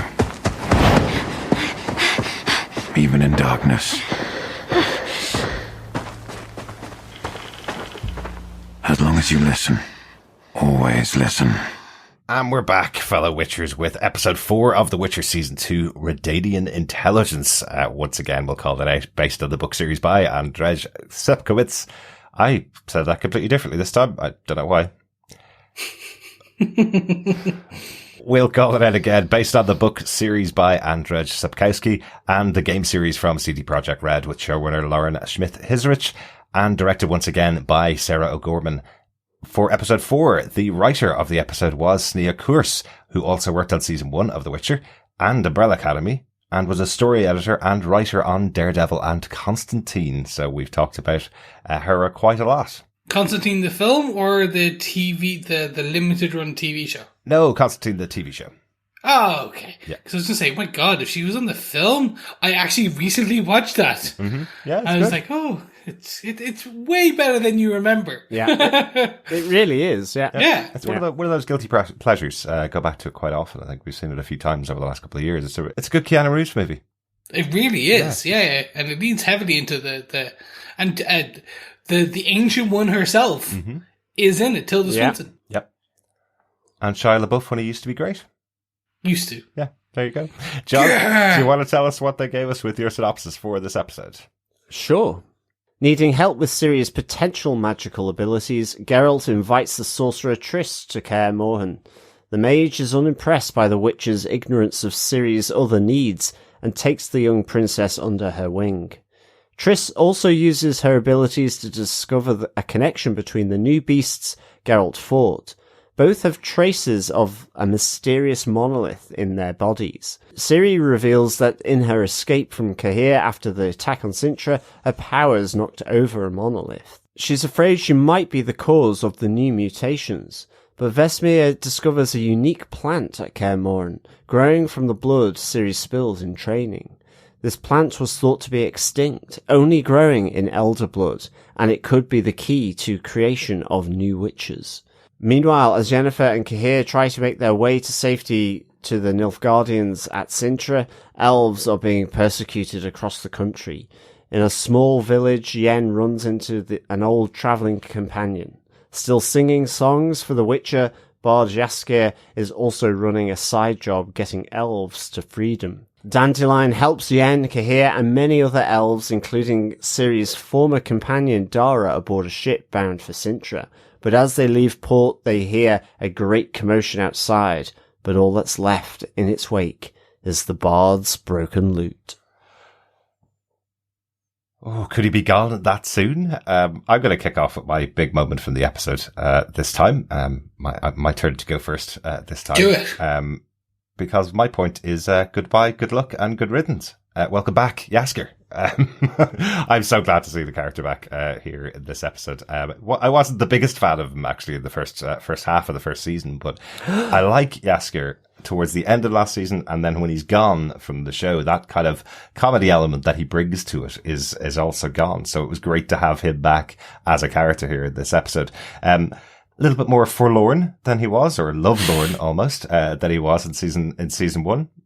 Very much so. Which, like, we do learn he had a full-on crush on that Witcher. Yes, he certainly did. He is scorned, I think. Yes.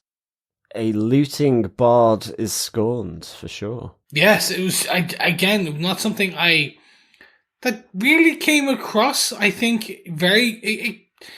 It was hinted at in glancing looks in season 1, but very much put on record here. I'll tell you, if it was only hinted at in glancing looks that we saw while watching the TV show, those glancing looks have become millions of memes and GIFs that made it seem much more on screen. And I'm sure one of those glancing looks as well was whilst he was in a hot tub. Mm-hmm. It probably was. Which is possibly slightly more than a glancing look. It was a stare. with mouth wide open. Yeah, exactly. And that's how you get the song. with mouth wide open. It's one of those you don't notice you miss something until it's gone. And it was only when he came back, as you said, which is, this comedic part, this quick wit, this bit of fun in a very dark world. And this is 4 episodes in. So we're close to 3.5 hours maybe, or 3 hours, 20 minutes. Like, by the time we see that element back, we got tastes of it again, that writing style from in episode 1 of the banter between Geralt and the beast. But here, Dandelion brings back that. Yeah, it really is that. Again, I just find it was something I think I was missing. Yeah. And it's gone so quickly.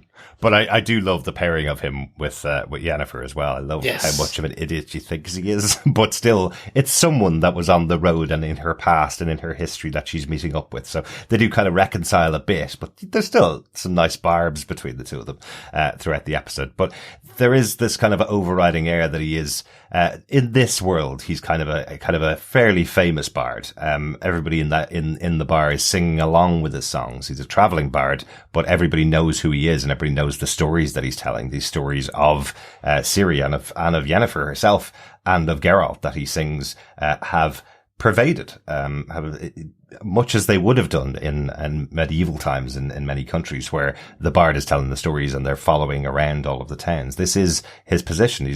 But I also like that he's got his rock star haircut as well. He feels like he's really going all in for that. It looks like such a bad wig though. Absolutely. It really does. It looks like that Monkees 60s, 70s kind of, we want to be the knockoff Beatles. Exactly. Yeah. I'm sure that's the intention too. Yeah, it's great that he's back. For me, it's great that Jaskier is back. I think Joey Batey, who plays the role, is really, really good. Like you've said, just the interaction he has, that kind of barbed sense with Yennefer here. I mean, God only knows when he meets up with Geralt again, how that's going to be, because it's just really, really good. And as well, Jaskier here, has this underground that he is getting elves to safety. Yeah. Here you really get the sense of the elves being in like deep doo-doo, literally in the sewers. And I really kind of liked here that he's this jokey bard, but he's this freedom fighter effectively for the elves. And I really like that side to him that has been developed with just this episode. Yeah. And to see what comes from that. And the other thing is, he is the one that breaks the fourth wall in respect to the first series, where he's trying to distract the guard by the ship at the docks. Mm-hmm. And the guard basically asks him, "Oh, you're the bard, and your work's brilliant," and so on. And then it's, "Oh, but my daughter really likes you, but it took a while in that song before I realized there were multiple timelines going on, and well." Anyone could see that it was a dragon, from the first season. So it was like, I thought that was pretty clever, actually. I really like that. Nice bit of fun by everyone involved, I think, on the show. Absolutely. And I do love the fact that Jaskier's character has grown as well, because what you kind of get the sense of him in the first season is that he's wants to use the Witcher to further his career. He wants to follow around with him, get inspiration for his songs so he can make more coin, is pretty much what Jaskier starts out as a character. And here, as you say, he's running the Underground Railroad, effectively. Yeah. He's running this way of the elves getting out of these horrible situations that they are in and getting them to Sintra. Now, I don't know whether I missed it at all, but I didn't hear of any payment going to him for this. It sounds like this is a growth of his character. He's doing this to help people that need to be helped. He's not doing it for coin. Yeah. Which is again, a nice development of his character, right? Because all he was interested in the first season was wine, women, and song. That was basically it, and coin. So he's moved on from that now. He's using that as his cover for helping to free the elves. He is the sandpiper that is the elven underground. It's ultimately the ship that takes them. I think it's at Oxenfurt, where they are. So, but that's the other thing. Like the townscape of Oxenfurt, and I think it's at Gorsvellen, right at the start, where you see the elves being rounded up by humankind or human unkind. Some of the it's really good establishing shots. I really got the sense of this world much more with these town shots, even with the Redanian sort of seat of power that you see at the start of this episode as well, was really, really good. And just that, getting to be in the court of one of the kings from the north as well. So, the layers going on in here, in the world, but also like with Jaskier as well, as you say, the growth that you see here and the growth that he has with his previous companions, at least at this moment with Yennefer. Yeah. It's really, really good. Absolutely. And we get a pretty, brutal end for him possibly in this episode as well. It's just that commotion that's going on outside. Was it just simply that the boat workers caught up with him after being distracted by what was going on outside, that they happened to see him and they've dragged him away, or is something else more sinister going on with poor Jaskier? Has he been knocked over the head and thrown overboard? He's certainly not going to be playing that lute again, is he?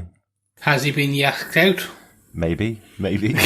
But John, we have to get you to play the next gen releases for the PS5, the new Xbox Series X versions of The Witcher 3, which is coming out theoretically in 2022, because Oxenfurt is a key location in The Witcher 3: The Wild Hunt, and as soon as they said Oxenfurt and you saw the things, this is like, it is essentially the game coming to life. Yeah. And seeing that view made me go, oh wow, they're being kind of true to what was written and or shown in the game amazingly. Absolutely. Yeah. Absolutely. And again, it breathes life into the world. We mentioned one moment in Wheel of Time where using an establishing shot of a city could have really helped a massive moment in the series. I don't want to spoil that for people who didn't watch Wheel of Time, but that's one of the things you mentioned. Using those establishing shots of massive cities really does bring this breathe life into the world. Yes, it was exactly. done twice in this episode, and they felt like they were really well developed. Really good work from the team. I presume those cities don't exist in the real world. I presume most of them are CGI creations, but they look amazing. Otherwise we're going to Budapest very soon, lads. Absolutely. Go back to Budapest. Back to Budapest. Yes. That's kind of my point. Welcome back, Jaskier. Chris, do you want to take us on with your point? Sure. It's very much kind of connected to Jaskier. It is the Underground Railroad. It is this creation of essentially that, and how it mirrors real life, and how that this show is going in places I did not expect. Right. And you can tell that straight away, because it even continues that dark timeline.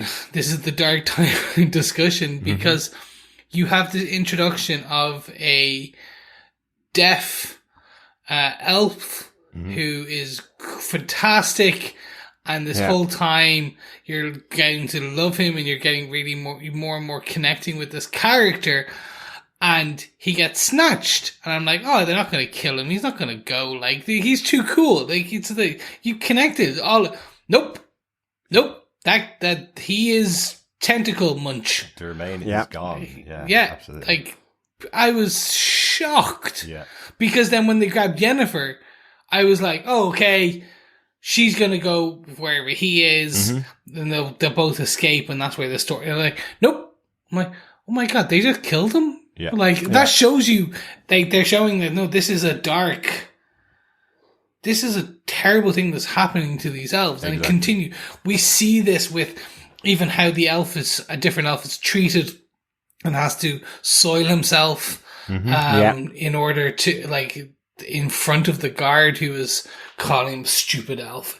And that was effectively his apology for having letting Dermain die. That's Balian, who was with Dermain in the sewers with Yennefer, and so his apology to him was getting Jaskier freed from that fight. So again, it's this idea of they're being poorly treated, but they are willing to stand up for what they believe in, and their ability to get out of these situations. Like, even those few moments that Dermain is on screen, some of the elements that are added to the story of what's going on, the idea that somebody's taken off the points on his ears so he looks more human, when he's around other humans, so he can possibly pass while he is trying to arrange his escape for Sintra. Like, those little details add to how horrible this situation is for all of the elves. That's it. And just with his companion, the elder companion as well,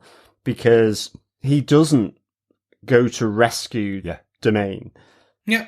And Yennefer calls him out on it, and he says the only hope for elves is to survive. Yeah.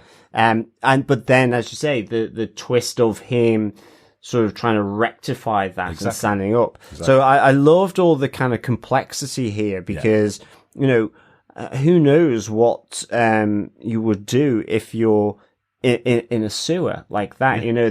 It's pretty grim. The interesting thing with Dermain, I actually thought that was Dara, who was the other elf from the from season 1, who was traveling with Ciri for a large amount of that.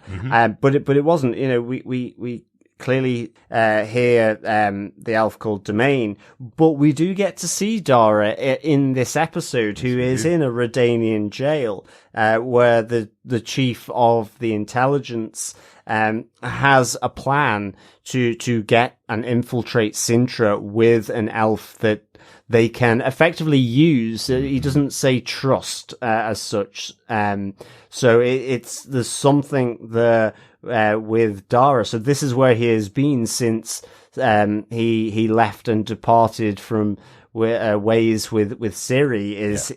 He has found himself in a Redanian jail here. And so again, I'm really glad that he has come back into the series as well. I loved his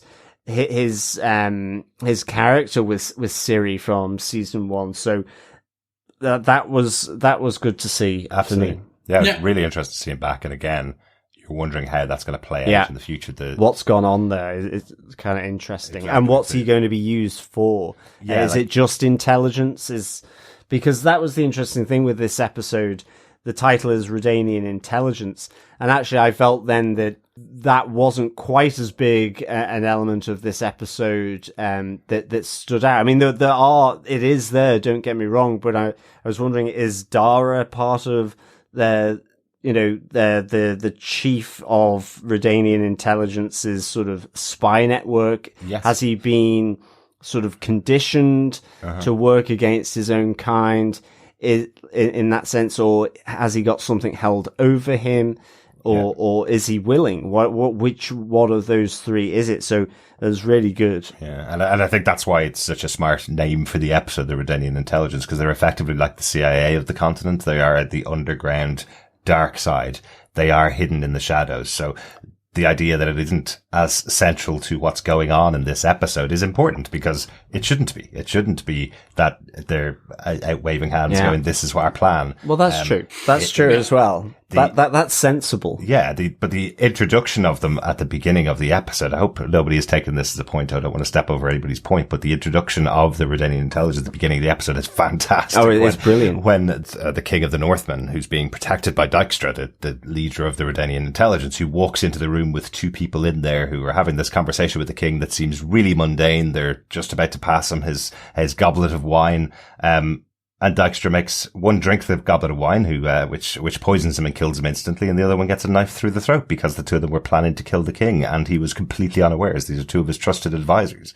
What a great moment, and a great introduction to this character of Dijkstra. The king says, I was at school with him since I was 9, which was quite a nice little throwaway thing. Yeah. So it's the machinations of this group and how they're going to be involved in the big Sintra moment. I guess we're going to get as the season goes on. We're starting to see everybody moving towards Sintra. So yeah, and the head of Redania intelligence is no stranger to fantasy, being played by Graham McTavish, who was one of the hobbits in The Hobbit. He certainly was. I thought that was good, although I was wondering, is the owl actually the head of Redanian intelligence? Because that was really intriguing to me, because not having read the books and not played too far into the games, I don't remember owls sort of being that central, say, like Harry Potter, but certainly it seemed like he could communicate with him. Maybe whatever way that is, whether he can project into the body of the owl, so that's their aerial reconnaissance, or whether it's just his pet, but is hyper intelligent. But it looked like he was taking cues from the owl when he was formulating his plan about getting an elf into Sintra that they could trust. The L guidance for the Redania. I don't think it's that. I don't think the L is the leader. I think that would be hilarious. That would be. I'm here for that plot. It's like, surprise! Now bring me a mouse. Yeah, exactly. It's like Umbrella Academy with a goldfish in a bowl on a mechanized body. It could be that. Could be that. The owl is head of Redanian intelligence. No one expects the Redanian intelligence. Their chief element is surprise and being an owl. Excellent. Anything else on the elves for this episode, Chris? No, that was really it. It was just the Underground Railroad is hopefully still more. Mm-hmm. Absolutely. But I'll hand over to Johnners. What is your point?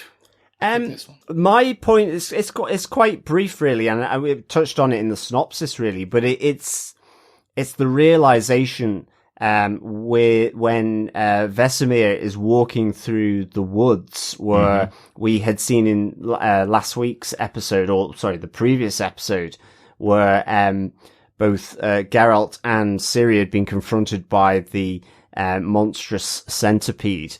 The purple flowers blooming in the snow from the blood that had been spilt there, but it's not the monsters. It's from the blood spilt by Ciri, and that these only flower from elder blood. So, I have no idea what an elder is other than a tree, but I mean, ultimately this more ancient bloodline that runs through the continent. Yeah. And that these monsters as well, then the connection with Triss there, working with Vizimir, that the link is made that with these monsters that they're actually made of stellarite, which is from the monolith. So all of a sudden you have a number of things kind of coming together here. One is we saw Ciri destroy the monolith in season 1 with her scream, that there are monsters, evolving monsters coming out, that this is the basis of it, because Triss does mention that monster creation was outlawed many hundreds of years ago.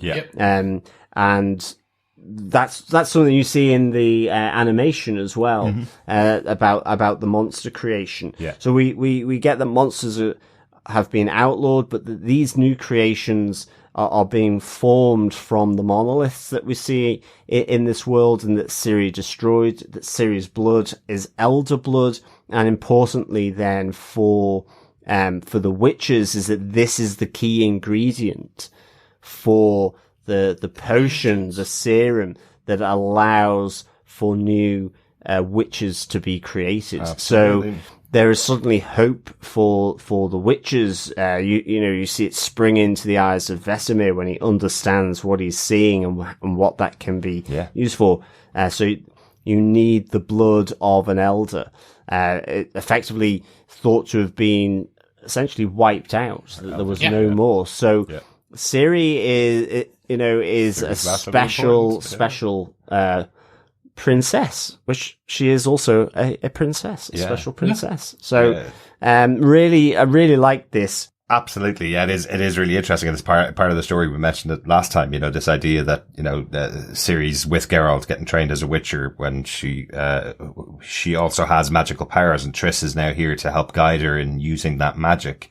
And then there's also this element of her that she's got elder blood in her as well. So something even more greater importance than her ability to have magic and her possible ability to be trained as a Witcher is that she has this elder blood within her. So potentially she could be the best Witcher of all time, because all of them have their potions and their abilities given to them through these flowers, through these things created from elder blood. She has it within her already. So, what does that mean? Is she going to be the greatest Witcher of all time who also has access to magic? So, fascinating little developments here, which I'm really looking forward to seeing play out as the season goes on. 100%. This is the one I'm really interested in, and how they talk about the mutagens and her, because you can see the glint in Vesemir's eye. Mm-hmm. Yeah, definitely. Like, oh my god, my children have been dead, but I can make more new children. Exactly. And you're like, oh, it's going to be interesting. Absolutely. And of course, we know that Istredd as well is this huge expert on monoliths. Yes, like we saw from episode 3. So I'm hoping that brings Istredd a bit more into the camera lens, shall we say, for this season as well. Yeah, I have to laugh at that scene where you just see Geralt just like, portal, just give me a sec. Like, literally, it's just like he's basically got motion sickness, and you're just like, oh, absolutely. And it's just putting up the shield to block him from walking towards him, and Geralt's kind of going, you don't even need that. I'm just going to take. I'm just going to sit here. I'll be far enough away from you. It's fine. Great little moment to close out the episode. Any other notes for the episode you want to talk about, guys?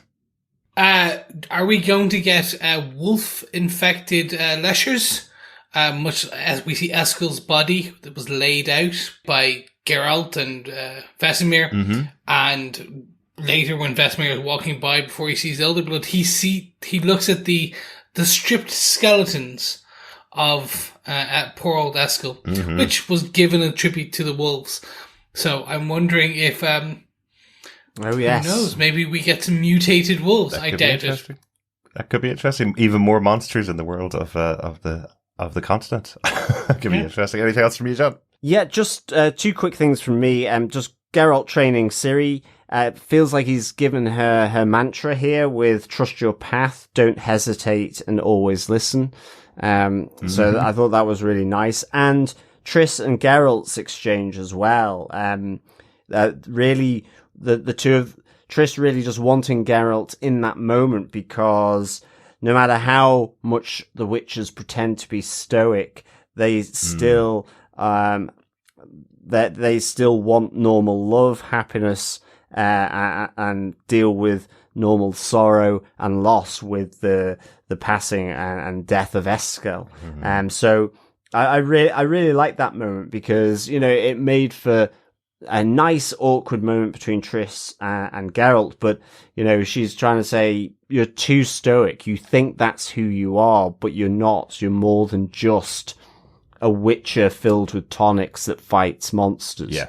But that's how you've been trained. You still want to experience and need to have all this other stuff. So I just like that little exchange here as well, because I guess they do need to just sort of maybe go for a little massage or something like that, a bit of aromatherapy, a few oils, Exactly. The beginning of the Triss, Yennefer, Geralt love triangle. Absolutely, yeah. Great to see Triss in this episode as well. Really liking her, and her interaction with Ciri, and having another woman at Kermoren for Ciri is really important. Remember, these are very gruff guys, the Witchers, and they're not treating Ciri with very much respect. So kind of nice to have another person supporting her. Very much so. But I think, is that all the notes, gentlemen? It is, yeah. Overall, Chris, what did you think of these 4 episodes of The Witcher?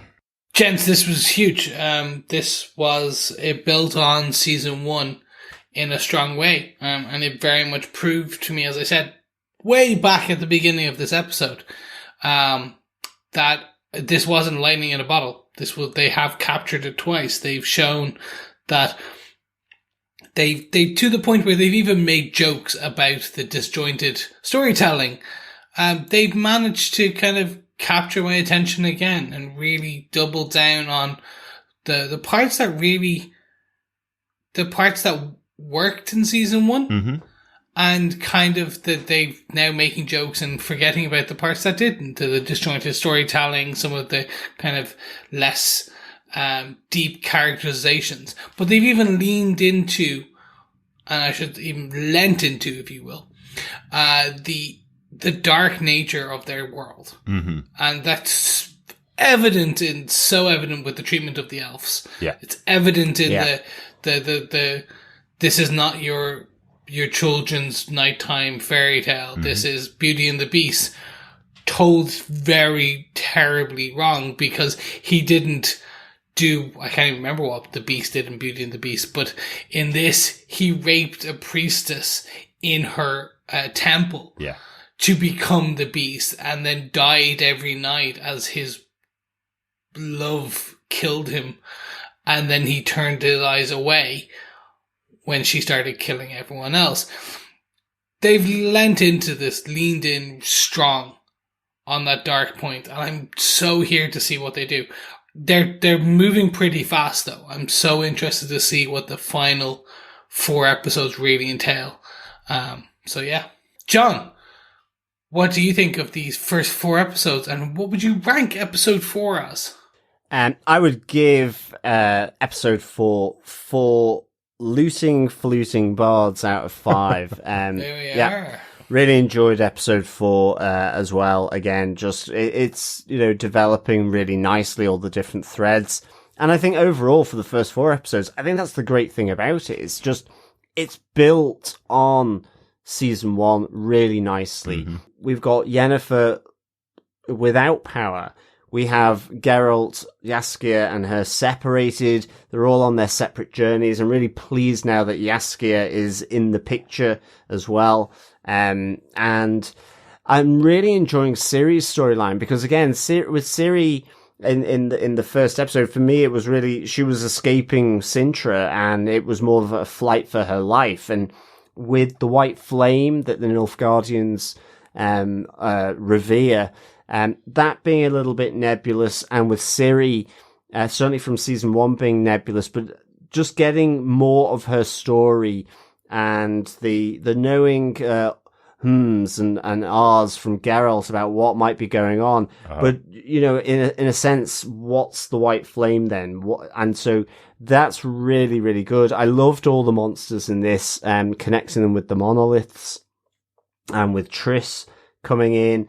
Getting to Kaer Morhen, seeing some more of the kingdoms, Oxenfurt as well. So all this expansion in character, the world, the continent, the politics of the mages, seeing the guy who was the big bad effectively being from season 1 being tortured by the mages, and sort of teaming up with Yennefer. Yeah. And as you say, the elves, bringing the elves more central into this world, whilst keeping all this great magic and mythology elements to it. Mm-hmm. I've just really, really enjoyed. So it's really, really strong for me, this first half of Witcher Season 2. Yeah. Derek, what do you think of the first 4 episodes? Yeah, absolutely. I agree with you guys. It's been a great journey going back to Witcher Season 2. I'm really glad that we're back watching this show. And I think the 4 episodes work really well together. As I say, the structure of this show where we have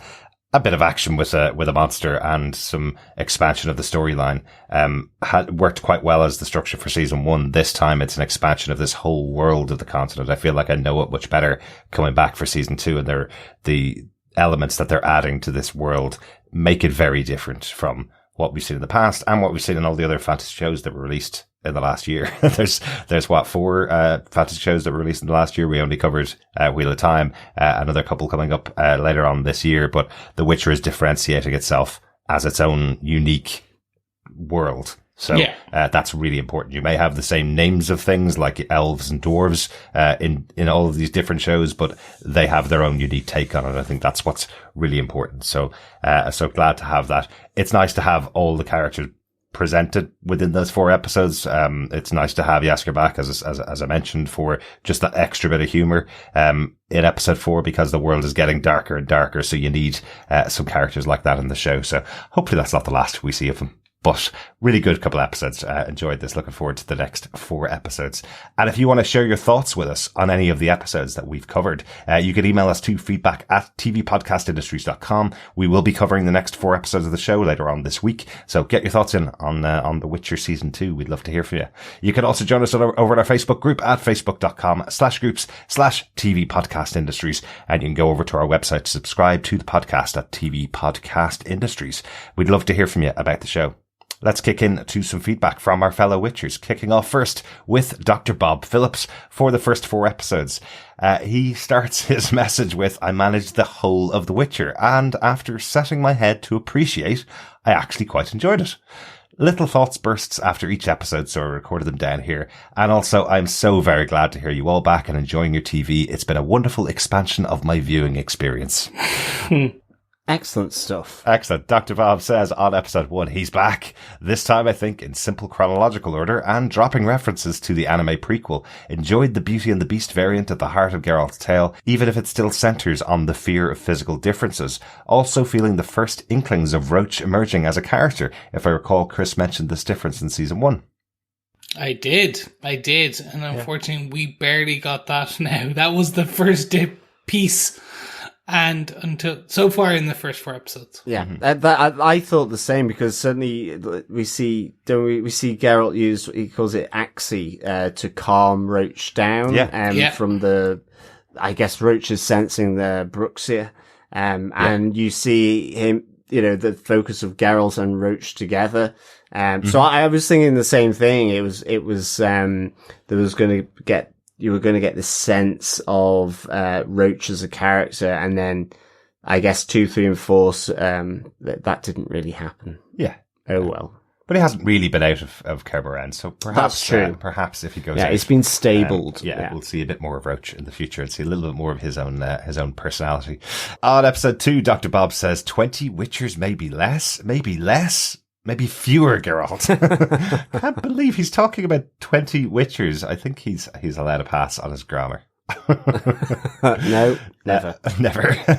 Bob says, anyone else see Kim Bodnia and think, where's Eve? She'd make a killing as a Witcher. Yes, Kim Bodnia featured in Killing Eve, didn't he? He did, and that's a good show. It is, definitely. Dr. Bob says, I didn't expect the training of Ciri. I'd not seen any women witchers and sort of assumed there's a split in the magic the same way the Tower folk are all women in Wheel of Time. Interesting. I don't think it's been explicitly said that there's no female witchers in The Witcher. It's really unusual. And remember, these are the last of the witchers, so there hasn't really been a precedence of training for women in this group, in this school of the wolf, I suppose. So she would definitely be the first witcher of any kind coming into this group, male or female, coming into this group, after this many years since that battle destroyed, Cameron. Yes, very much so. Yeah. So, she's still getting lots of hassle from the rest of the witchers. She'll always get hassle because she's Ciri. Of course she will. She's the princess. On episode 3, Dr. Bob says, my son's been playing the Xbox game. I tried and felt quite sick quite quickly, and the whole training thing seemed like a leap from the video game. Not poor story, but I'm so old I can't cross those streams. Character evolution with Yennefer. She was a complete Machiavellian in season 1. Surely just losing your power can't do that massive change. I think we mentioned it was kind of the quest in season 1 for Ciri was to accumulate as much power as possible, and that's why the Machiavellian side of her came out. It was all the planning to get as much power as she could possibly lay her hands on.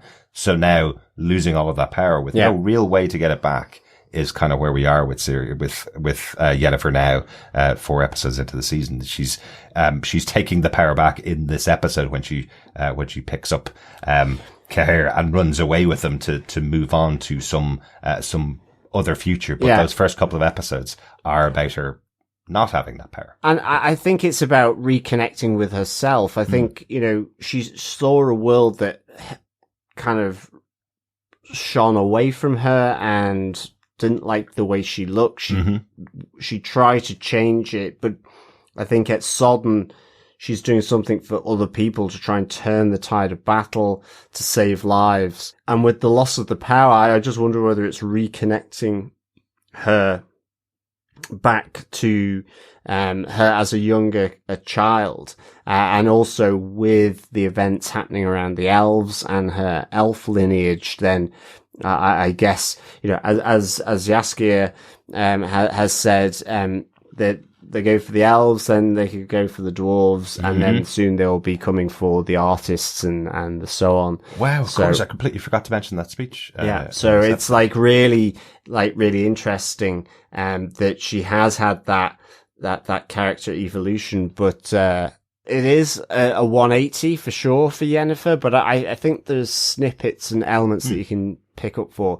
And trust me, Bob, certainly I chuck whiteys on video games as well, for sure. Yeah. It depends on the type of video game and the perspective it's taking. But if John has control of all 4 axes, so if he can look up, look down, left and right, he'll usually throw a whitey pretty quickly. If the head point is static on the character, he's usually grand. I really, really do. Yeah.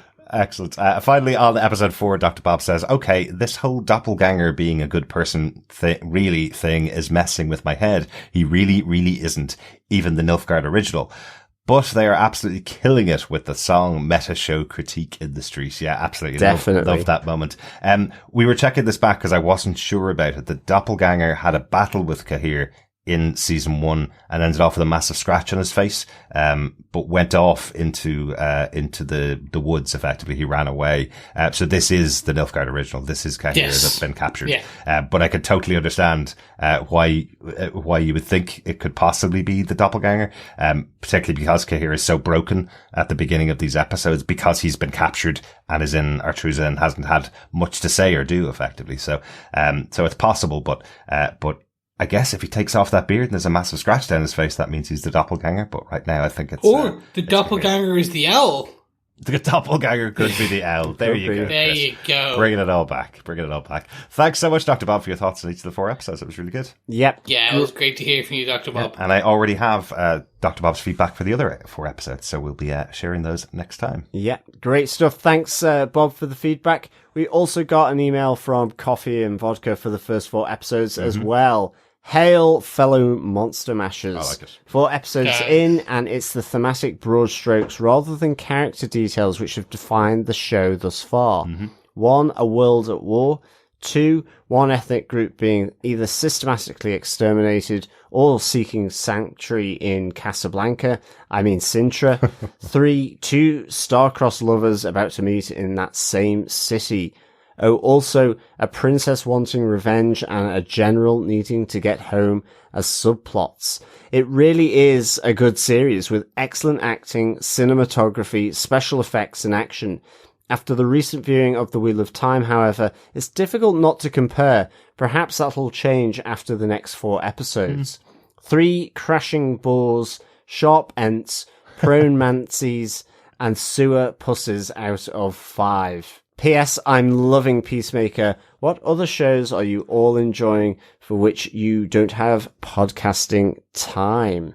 Very good. Yeah, thanks so much, Coffee and Vodka. Yeah, I would agree. I think definitely that broader strokes element is really good, but some of the character stuff, like with Yennefer and certainly with Ciri, I'm enjoying a little bit more. But I think in any case, they kind of feed into the wider world and those broader strokes as well. So, I definitely am liking the world building here. Yeah, absolutely. Yeah, really, really liking the world building, and I do think personally it's differentiated itself from Wheel of Time just because of their treatment of some of the same types of characters that we didn't see in Wheel of Time. I think it is a different show. It is weird watching 2 fantasy shows back to back, considering I think we only covered our first fantasy show with The Witcher last time, and then Wheel of Time, and then this. So it's weird going back to back on these shows, and weird that they were all released. The episodes are all released, I think, at the same week as the final episode of Wheel of Time as well. So so it's all a big bash of fantasy at the moment. We'll have a massive gap now up until Lord of the Rings later on. Where we're heading back into sci-fi with Picard. Yeah, definitely. Speaking of the shows that we haven't covered, that we if we could have covered, there's loads actually going on there's at tons. the moment. Give us three. Where will we start? Chris, give us three shows that you'd love to be podcasting on at the moment. I'm doing a retrospective watch on every episode of Psych. Okay. The old it's nice background TV. Right. Really enjoy it. It's that kind of bit of fun.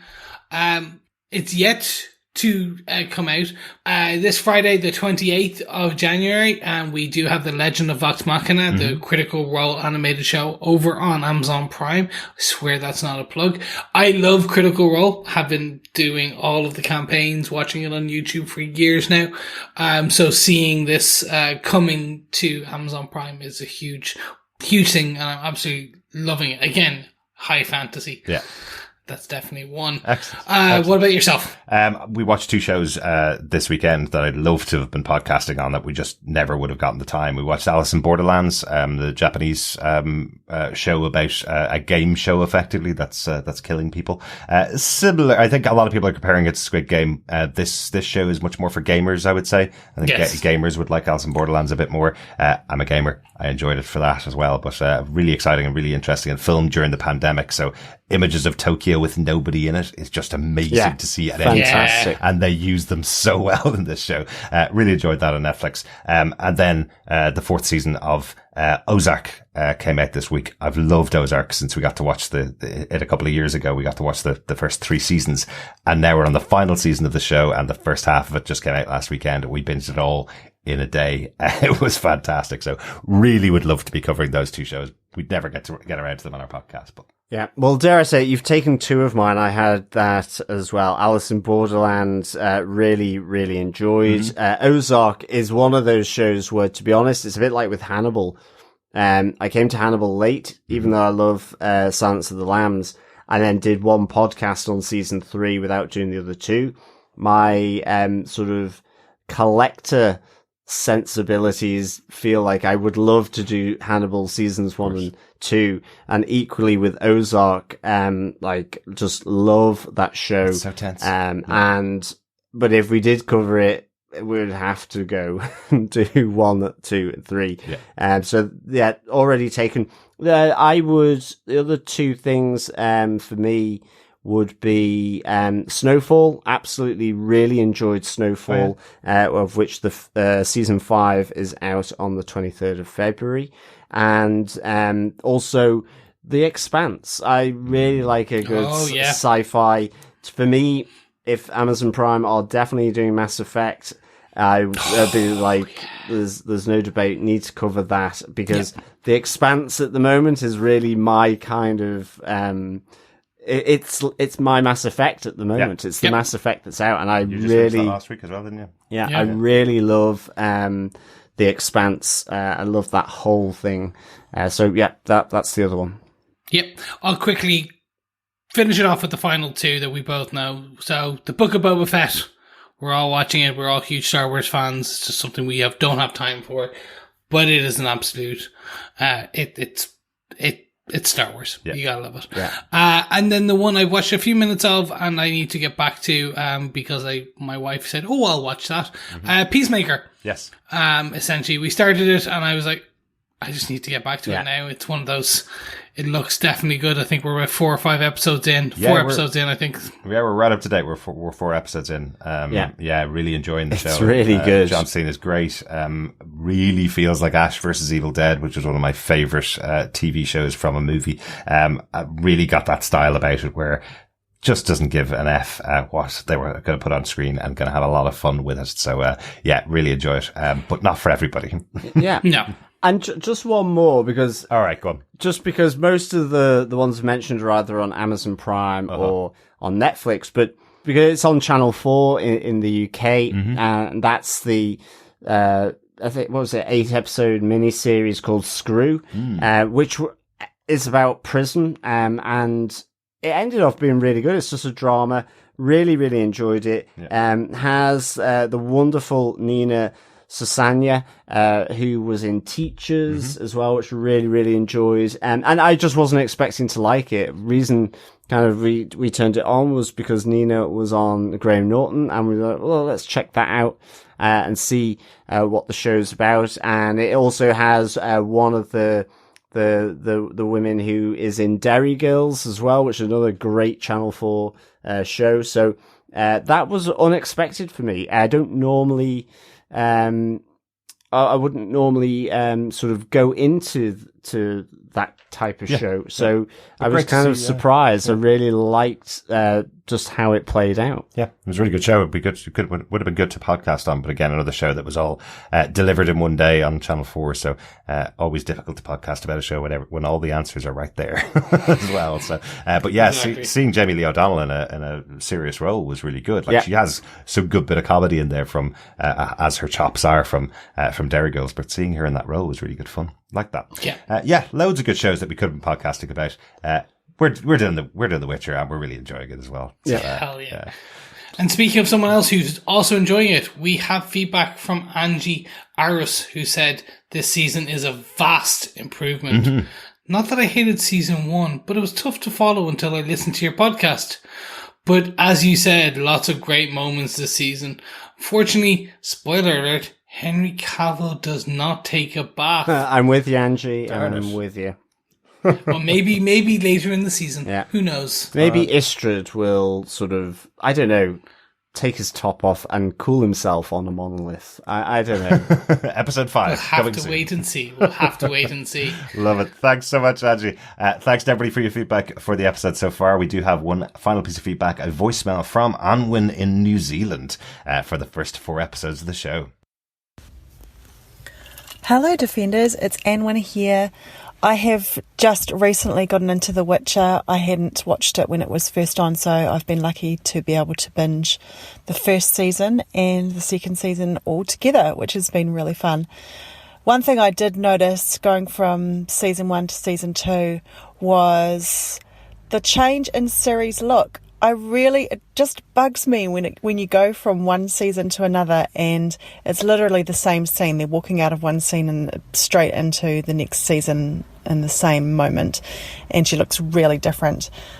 She seems like, obviously the actress probably aged by a year, but they really darkened up her eyebrows and her eyelashes, and I guess the look is going from the innocent waif to the badass fighter, but I think they could have been a bit more subtle with the change. Anyway, I was over it within a couple of episodes. And what else have we got in the first 4 episodes? The return of Jaskier. I love him so much. He's my favourite character. I really love the kind of comic relief that he gave in the first season. But I also like how he's a bit more edgy and dark in this second season, and with the longer hair and the kind of more world-weary look, he reminds me a wee bit of Jared Leto when he's fronting his band.